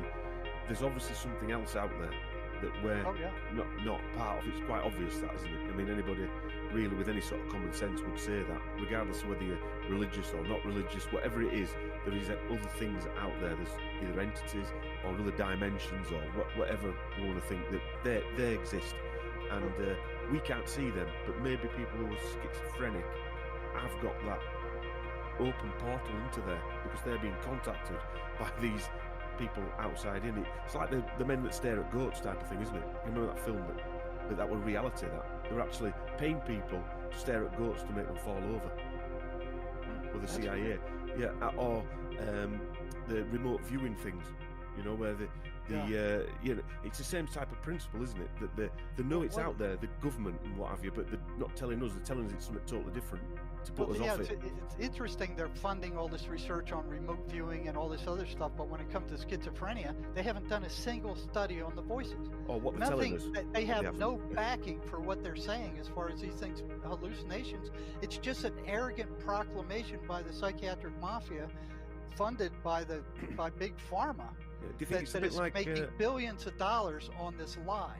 I think it's a bit like NASA. They spend billions on NASA just to lie to us, basically. But in reality, something else is probably happening, and pharma's probably the same, using schizophrenia and packaging it up as something. Oh, they're nuts then. When in reality, they're doing something else with it behind the scenes. Well, they're testing. Well, and that's what we get probably, with, this alien technology. What if we actually have this technology to get in somebody's head and to analyze their brainwave pattern, so that we can, on a computer screen, see what they're seeing, because we have processed their brainwave patterns from their ocular vision. And so now on a computer screen, I can see what you're seeing, and now I can talk to you in your head, and and what kind of what you could do with this technology if that's what it is, and I don't say it is just technological. I absolutely say that there is some kind of spiritual component, whether we get to that spiritual component through ET or whether we get through it through what we may call energetic frequencies, love, that kind of thing. I think that's part of it too. Well, it all comes back to frequency. They can't stand the frequency of love. If you can manage to send them love, it's like burning a scalded dog with boiling hot water. They will run. Now another thing is, I have no doubt that MK Ultra has these mind reading, voice to head thing, but on the other hand, the voices, I mean, it's common for them to tell a victim that this is, the government that is controlling their brain.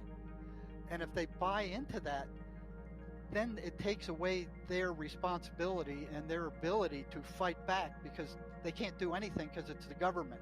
Do you think this is possible, guys, that the government is being, I don't know if you've seen the movie They Live, but the government is being run by these entities, or controlled by these entities, and schizophrenic patients or people that suffer with schizophrenia are one part of this. So what I actually in my mind think that there are different parts of this. Schizophrenics are one part of the big experiment that's been run by people that are controlled by these entities, whether in government or behind the curtain, if you like. And that sort of rings true where schizophrenics hears one type of voices, but high-powered business people who don't care if they wipe out 100,000 people overnight, they're run by a different echelon, if you like, of Right. entities. And there are echelons of them. I've heard patients talk about them. You know, Right. there's levels, and there's the ground level with the guys that are assigned to these people to wipe them out, and then I've heard of some where they weren't doing as good a job as they were supposed to, and they were removed, and other voices were sent in to torment the person even worse. Because if you think of a leader, we call him Tony B. Liar, Tony Blair, who was the ex-prime minister. He lied quite blatantly to Parliament when at the outset of the Second Iraq War, and that decision probably killed 1 million people, and Bush was part of that as well. Oh yeah. Not political in any way. Don't care what team it is, but they can lie and say that they would have still done that anyway, regardless of the lie, without any apology. No, they have they just no don't conscience. care. Yeah, no conscience. So something else is controlling them, Yes. in my opinion, like what is Agreed. attempted to control George.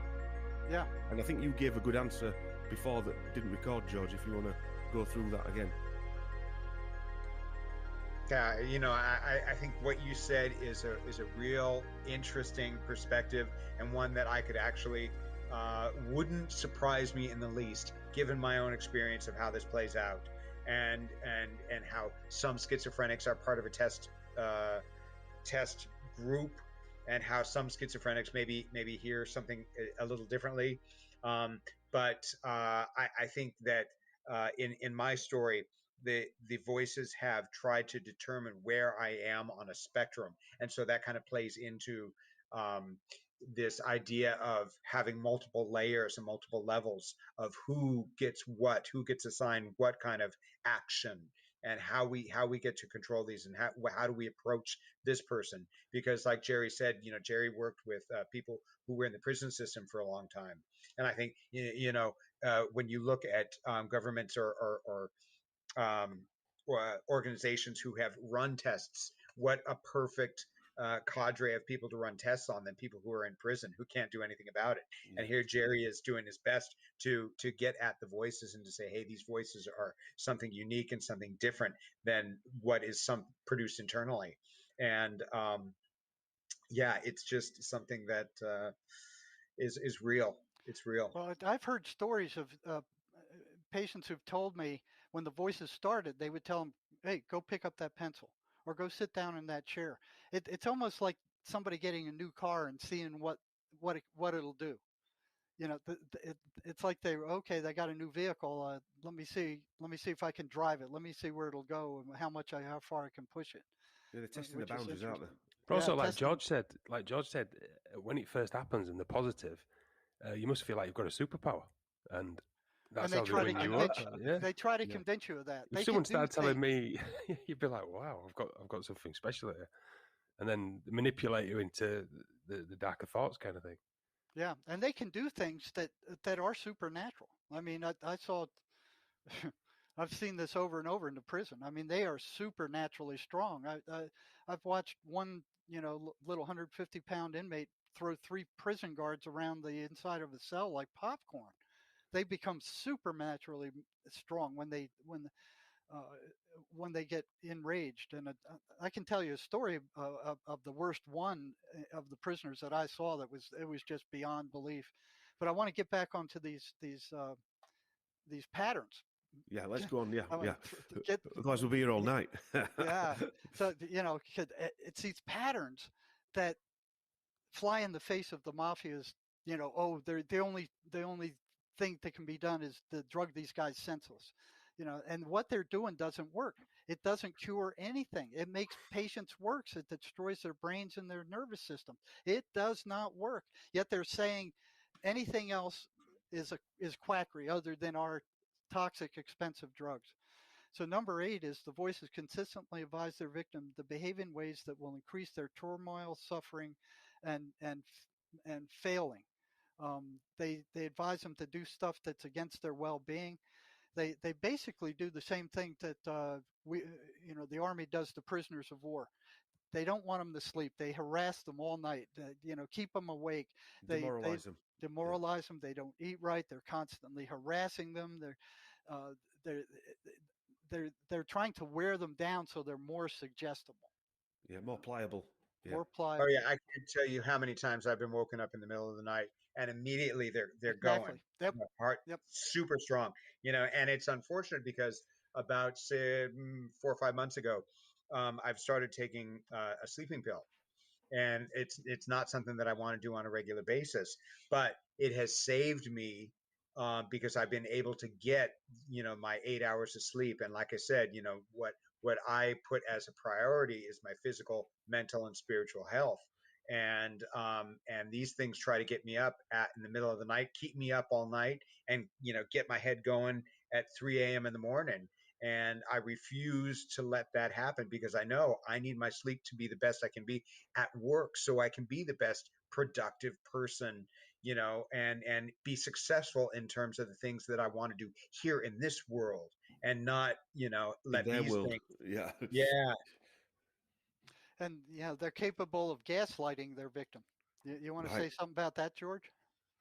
Well, yeah, I mean, again, it's they are trying to make a reality in your head. They're trying to create a belief system in your head, and gaslighting is all about refuting what's actually going on around you. I use the simple example of if you run into your friend on the street and you say, "Hey, how you doing?" Your friend's not in a good mood. Something happened to him, and he comes at you and he's like, yeah, uh, I'm fine," or whatever. The voices then will say he hates you. He doesn't want you to be his friend, and it may have nothing to do with you. It's either trying to instill this belief system and just to pull you away from your friends, or your friend may have just had a bad day with his girlfriend. He may have gotten Yeah, dumped, yeah, or yeah. he may have who knows what may have happened. But the voices don't want you to talk about what they say, and they don't want you to talk to other people to check in and say, "Hey, are you okay?" Which is what anybody who doesn't necessarily hear voices would do. Would say, "What's going on? Are you all right? Are you, what can I help you with? Something? You Yeah. don't look your normal self." But the voices don't want you to do that, and they want you to believe in what they construct. Yeah. Their reality is what they want you to believe. And then all of a sudden they've got a little toy car that they can drive around this planet. Yeah. And who again, here's another thing that wouldn't surprise me a bit, is if we've got these shooters that go out and do these mass shootings, what if they got sucked into They did. these voices? Yeah, Yeah. exactly. I worked with them Yeah. in the Yeah. prison. I mean, that's what the voices did. There was one guy that convinced him that his wife was going to kill him, and he shot her to pieces with an AK-47. And on that anniversary of him murdering his wife, he became suicidal every year. So yeah, they will cause you to do that, and then you get thrown into prison, and they feed off you for the rest of your life. I mean, Yeah. the prisons are a hog trough for these things. So we mentioned that they're capable of accessing every memory you've had. I'd have prisoners who told me, "Hey, they brought this thing up that I did 25 years ago. I haven't thought about it for 25 years, and they brought it up and threw it in my face." And that comes back to that thought mind reading, that MK Ultra type stuff that they've got. I want to say technology, but these entities have either got technology or abilities that can tune in and Well, just devour everything inside you, basically, and read it. Or well, like Castaneda said, it's they give you their mind, and their mind melds with yours. Because I right, remember the first time I actually realized that for the first time was when the voices. Uh, I was working with a patient in the prison. His voices were losing ground. We were finding ways to interfere with them. They were getting weaker and weaker and weaker. And they come in, and the prisoner says the voices want to talk to you. They want to talk to you personally, and that's never happened before. Usually, I'd say something, and the patient would pass it on to their voices, and then whatever the voices said, the patient would tell me. They wanted to talk to me directly. And in this case, they said, "You have no right to interfere with our way of life." and that tells you something, that way of life part, doesn't it? Because that Yep. means there's a purpose behind what they're doing, a reality behind it. So what we're taught, George is telling about his individual experience, and I'm here saying after 47 years of studying these voices and experimenting with them, it's like they're all made from the same frickin' cookie cutter. It's like Yeah, there's some factory somewhere that is punching these things out, and they're all programmed to do the same thing. yeah, They all react in the same way. They all run these same patterns, which the psychiatric mafia is saying these are hallucinations. Don't pay any attention to them. You know, they're Yeah, not but hallucinations. I found that quite strange that if you're reading violent voices, they'll drug you. The other 80 or 90% of the voices, they call them hallucinations. Well, they That call them all hallucinations. yeah, If they're and you know what? They don't have the iota of research to prove that. It's just their infinite arrogance.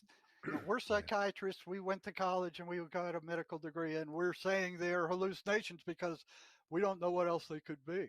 It's Because they funny, didn't look into them either. Jerry. In my job, I do. One of the young girls I work with, she's studying psychology, and I was asking her. I was working tonight actually. I was asking her tonight, and she literally ticks every box you've mentioned. She said that to deal with, she actually was just doing her exam, so she was writing her papers on schizophrenia, and she had to describe 2 effective techniques to get rid of schizophrenia. One was CBT. She said you'd know what that was because I was mentioning it. Yeah, yeah. You know what? That does work.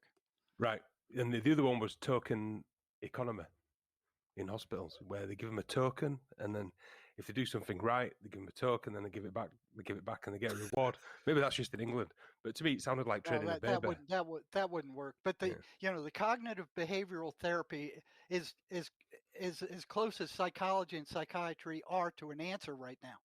But she I mean, also said when they do the CBT, they've got to also inform the schizophrenic that the voices are part of them. So that just totally blanks out any no. sort of value to it. Yeah. Yeah, right. No, they're not. They're not part of them. They don't belong there. Yeah, that she said she wrote a paper and she's got to say that the voices are part of them. Because I was telling her about you guys and that totally goes against everything. She was interested, but that was the doctrine. She's got to. No. You won't find any. And you know, they're still out there pushing the bull crap. You know, The mantra. Their mantra, making billions of dollars selling these toxic drugs. The only reason they're all major tranquilizers. The only reason they work is because they numb the guy. It's like a chemical lobotomy, and they calm them down. You know, and if we have time, we'll go into talking a little bit. George was taking those things for a while. We'll go through some of the side effects of those things and why people don't stay on them. They are not a cure. They don't cure anything. They temporarily suppress symptoms as long as you're taking them while they're destroying your central nervous system. Yeah, I mean, if you want to go through them now, we can go. Oh, are you still on this list? Well, still on the list? Still got them. Yeah. Yeah. Halfway through. Let me tell you, Jerry, just real quick. I'll pop in when I was taking the antipsychotics because of course early on when I started hearing the voices, I wanted to take a pill and to have them go away. That's what they want. That's what psychiatry wants you to believe. Yeah. So I took the pill and the voices went from, let's say, a level 10 to a level 6. They went down a little bit in terms of its intensity, but they didn't go away. What did happen is my sleeping got messed up royally. I had constant agita. I couldn't sit still. My anxiety went up. I would have just bizarre panic attacks. So I mean, there were so many side effects that these medications that I just said I can't keep taking these. And Jerry was the one that really kind of turned me around. Ever since I stopped taking the medications, the voices have gone from a 6 to a 2. Just on my own, battling in my own personal recovery and blocking them out with those techniques that I told you about. They've done working to block out the voices and stop what I'm hearing has been so much better than the antipsychotics. So much better. And yet the mafia is saying there is no other treatment for schizophrenia than their toxic medications. I got a list here of some of their side effects: it's dizziness, drowsiness, anxiety, sleep problems, insomnia, breast swelling or discharge, changes in menstrual cycle, weight gain, swelling of the hands and feet, dry mouth, stuffy nose, blurred vision, constipation. Stiffness of the neck, uncontrolled muscle movements, chewing or smacking of the lips, blinking or losing control of your eyelids, lightheadedness, passing out, confusion, agitation, jitteriness, trouble sleeping, weakness, seizures, jaundice, low white blood cell counts, stuffy nose, blurred vision, constipation, impotence. Hematological disorders, leukemia, this whole list of blood disorders. You're not selling them, me. You know, on and on. EKG changes, neuromuscular reactions, dystonias, Parkinsonian syndromes, pseudo Parkinsonian, tardive dyskinesia. These are deadly effects. Endocrine disorders, autonomic reaction disorders, all the ocular changes. All these are symptoms of the body being poisoned. These are neurotoxins that they are giving you that temporarily, like George says, temporarily will reduce the symptoms. Now, there are. I'm not saying don't use these. I mean, because I got some transcripts here. If we have time, I can read them to you. Where there was no other choice with this guy who's going to kill somebody than to give them these drugs. You have to give them something to control them.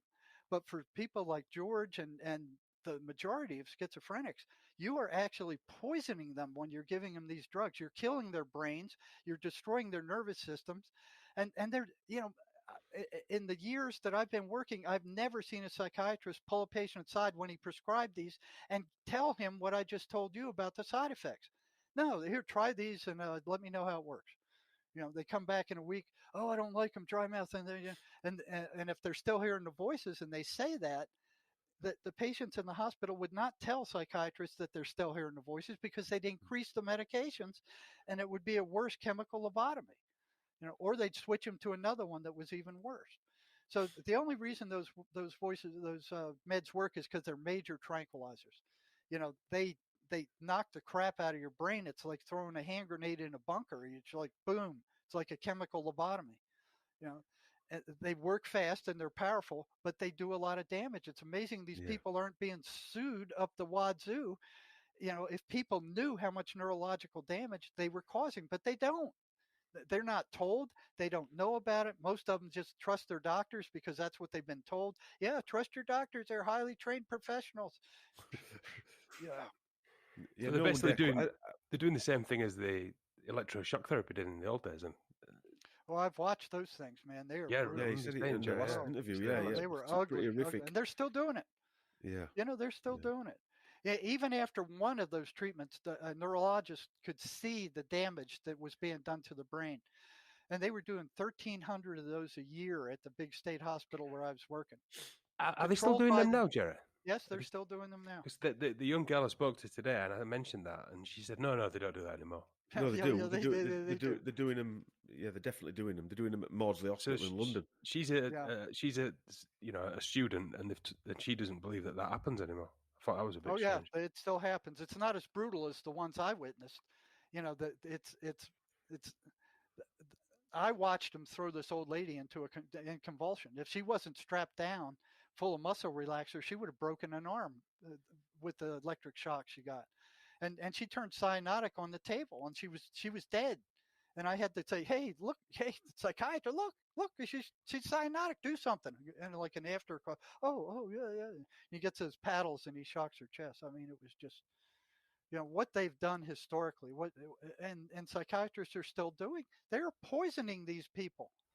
Yeah, definitely. They're causing more damage. I mean, it's like the Hippocratic Oath does not apply to them, and they're the only doctors who can forcibly do that to people. In fairness, I don't think the Hippocratic Oath applies because they don't read the side effects, don't doctors? So and that gets them out of everything because if on any drug, if they read the side effects and then wrote a prescription out, they know that they're causing harm to that patient straight away. So they don't read the side effects. Well, they deny they that they exist. Ignore it. Yeah, they just friggin' ignore it. Yeah. So we're coming up to what, an hour and 40 minutes. Is there anything else we want to get into before we get it? We'll probably run for about 2 hours or so. Let me see. Is there anything else you want to get into? Well, it doesn't look like we're going to finish these patterns, but let's get on with the patterns. There's like 23 of them. They go on and on and on. And if you notice, these are common to everybody. I mean, they're not just common to schizophrenics. They affect everybody. So what I have here is a transcript of George's voices. If you want, George, I can read some of these and you can comment on them. Yeah, Jerry, read the transcript. And Dom, I think the transcript is so powerful because let's read that. Yeah, what I hear in my head every single day, And when you ask about what else we want to cover, if we could just underscore the importance of not buying into what the voices are selling. Yeah. So Yeah. people really have to take every single thing.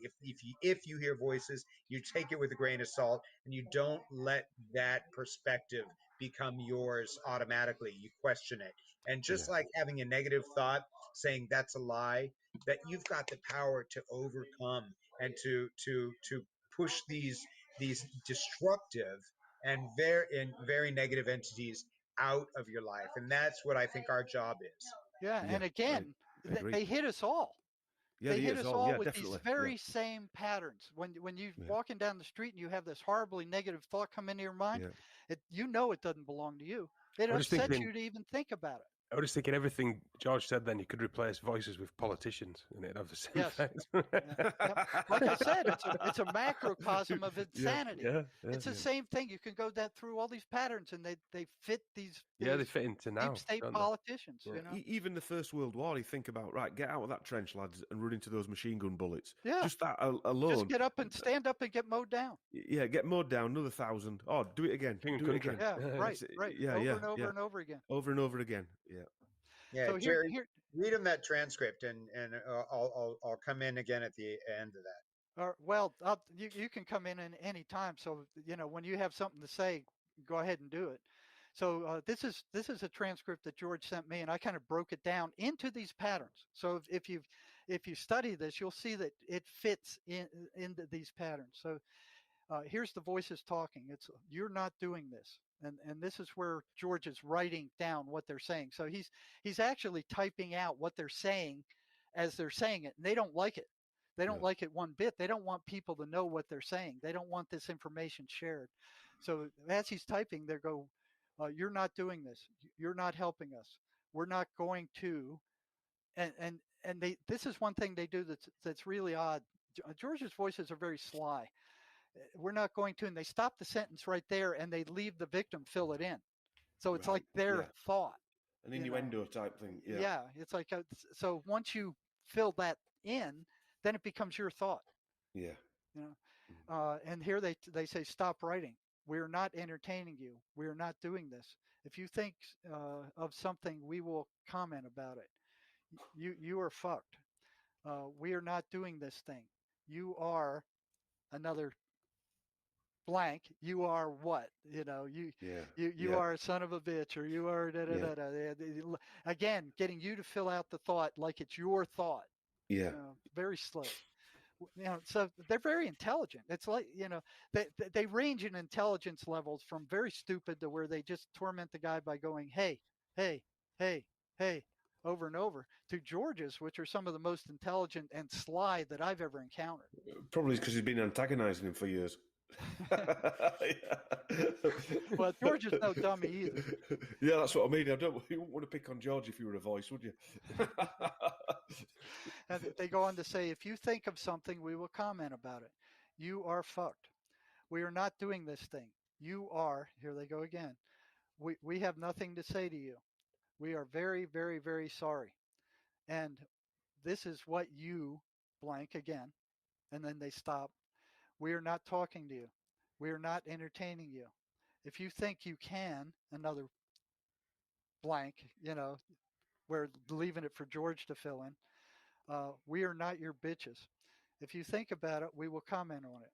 We are not what you think. We are not doing this. Don't say anything. We are, what we are is not what you think. We gave you that. We are not lying. They're lying constantly. We're not lying. Maybe they're not in their world. They're constantly lying. Yeah. And let me see. Here it is. Dance for me is a way to make us talk. So George likes dance. So here they are trying to, ride that.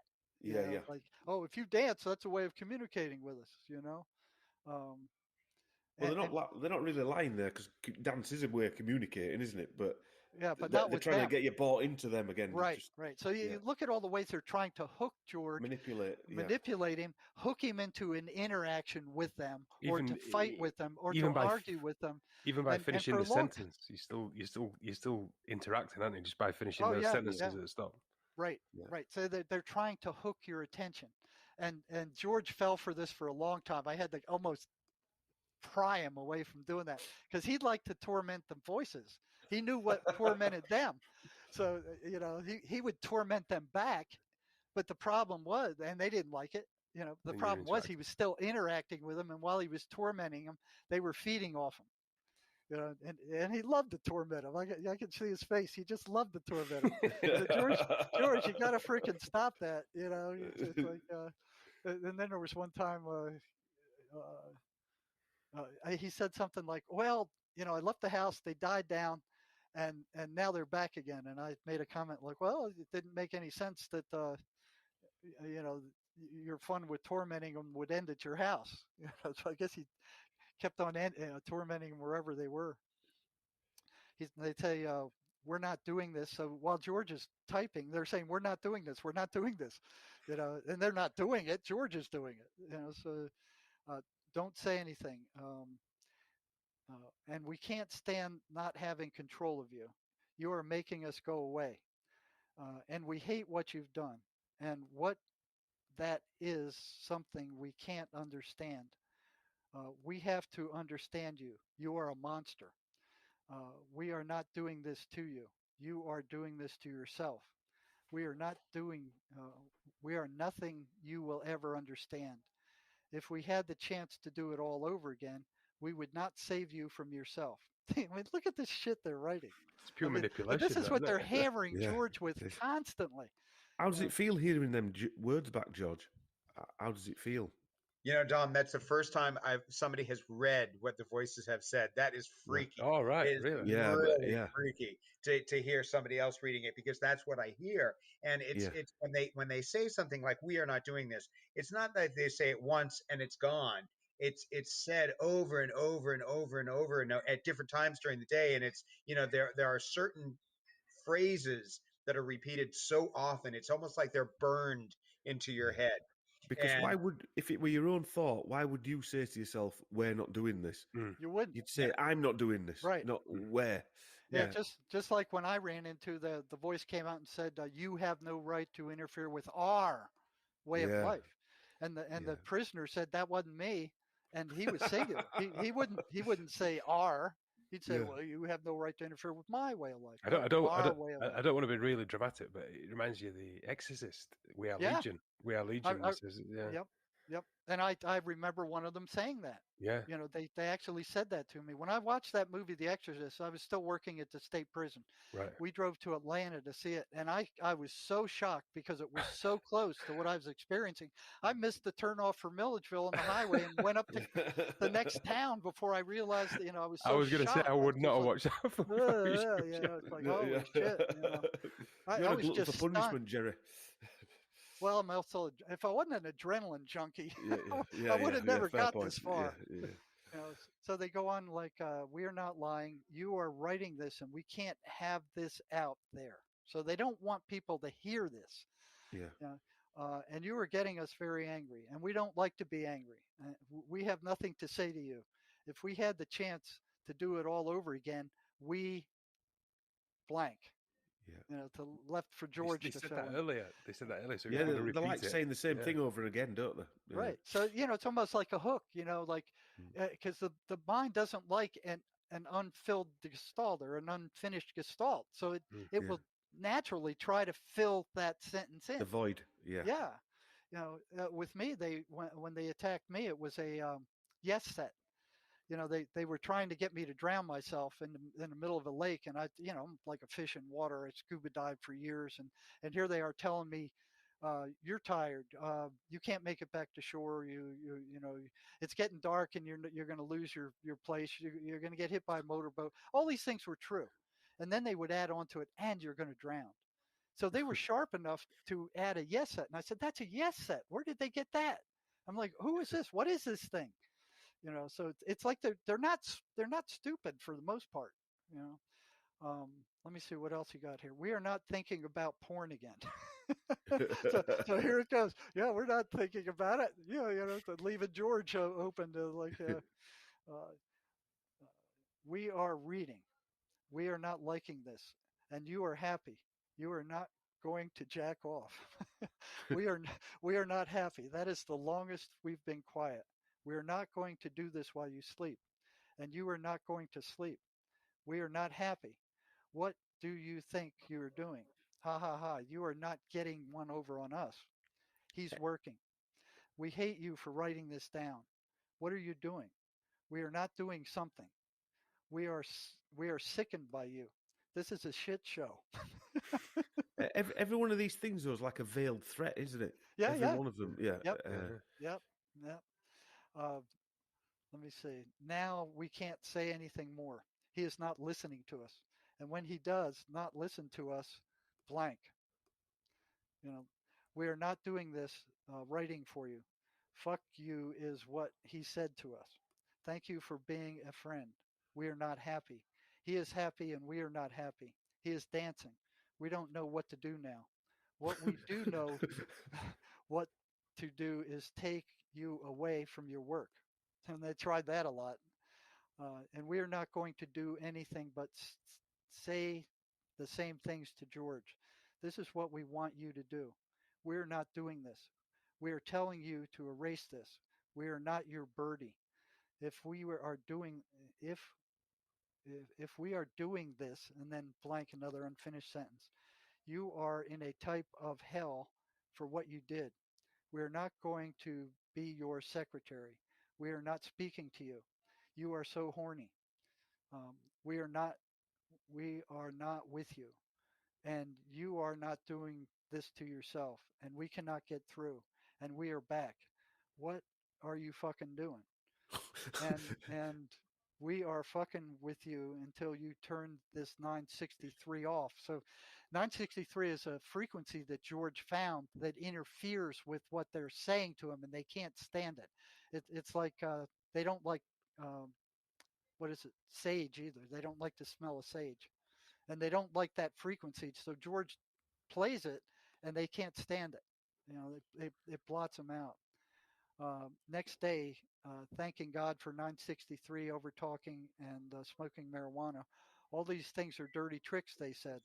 We are not giving up on you. We are not the lowest dregs of society, and we lie. And we cannot stand this family. We are Jesus freaks.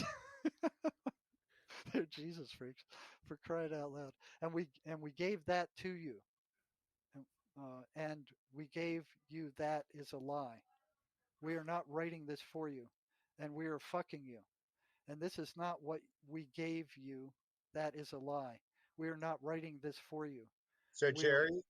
Jerry, if I could just jump in, what happens is as your mind, as your mind goes from one thought to the next, these thoughts come back to you, Right. and so Like rebounds. Yeah. yeah, it sounds very disjointed, but what you have to understand is that as my mind is going from one thing to the next, they're responding to each of those thoughts. And which is why it's a little difficult to kind of grasp in its entirety what's happening here.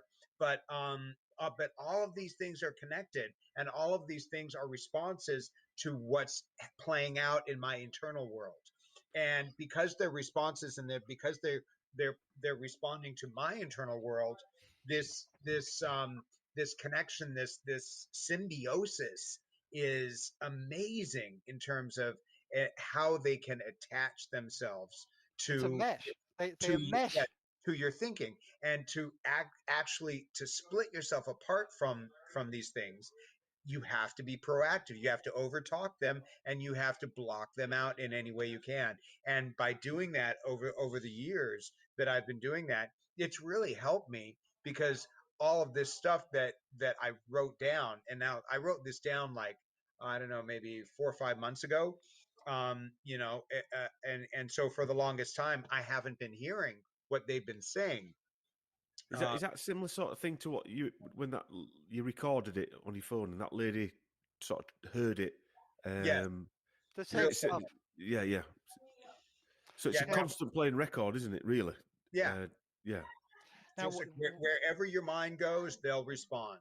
so Right. so it's like they enmesh themselves. They try to enmesh themselves in your mind and your thinking. Yeah. So and George is saying, okay, they have to be extracted, weakened, and eliminated. And I've had a number of patients who've completely gotten rid of them by battling them in this manner. Yeah. Completely. I got in trouble at the prison because these guys were recovering, doing the same thing.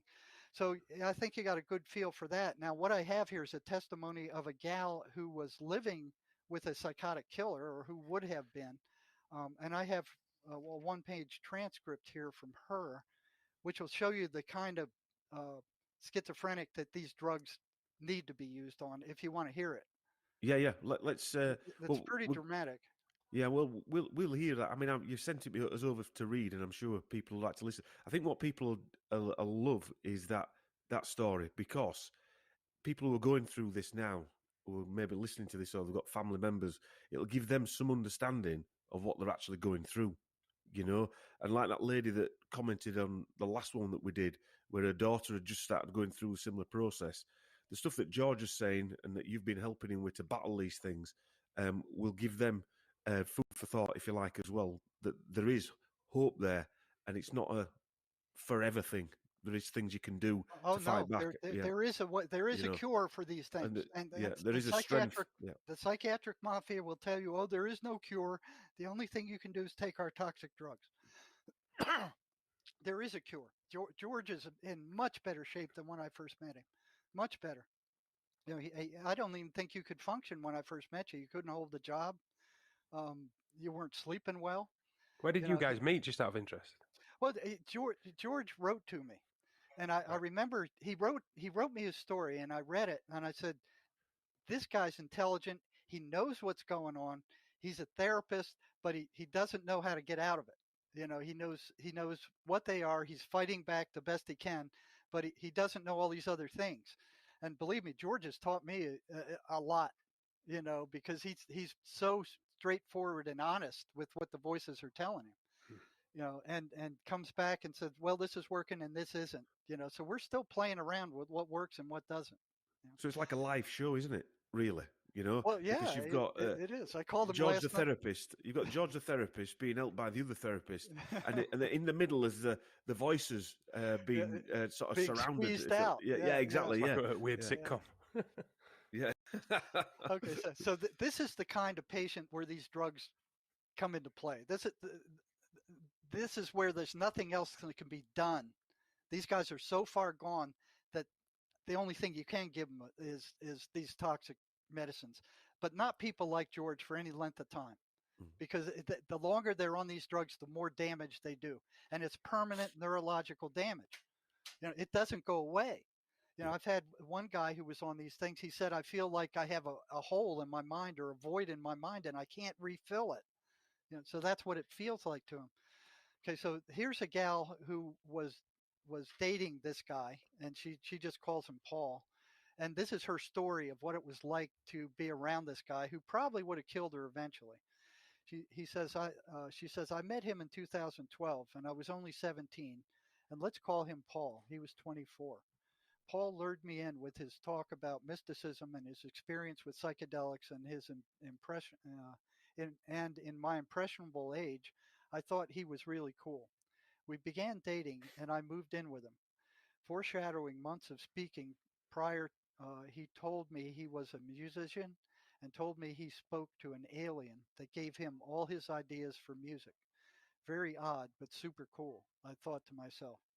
We moved in together, and I noticed mentally he started to unravel. He was listening to recordings of Manny P. Hall, a Luciferian and a 33rd degree Freemason. He was heavily inspired by the likes of Aleister Crowley and paganistic religions. He entertained them all. We lived together for 3 months without any problem, until suddenly one day I woke up in the house and he wasn't there. And the house had been completely torn apart and smashed, everything in the house, including my laptop. I was extremely scared by this, and that his anger, he would, didn't know that this anger he would then turn toward me. As the months progressed, he became angrier and angrier and more psychotic. claiming that people were casting spells on him, including his friends and family. And note these patterns that we already talked about here: friends and family, and that everyone around him were in a satanic cult trying to sacrifice him. He claimed that he felt like his skin was on fire and that there was a sharp pain. Uh, uh, I, his side, in his side, I guess, that he said the demons were sucking his soul out of. Paul would punch walls all day, and I would wake up to broken glass and blood all over the floor.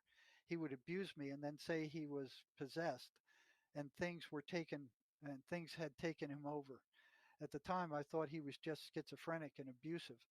But as I grew up, I am now 26 years old and have found God, and I can confirm what happened was demonic.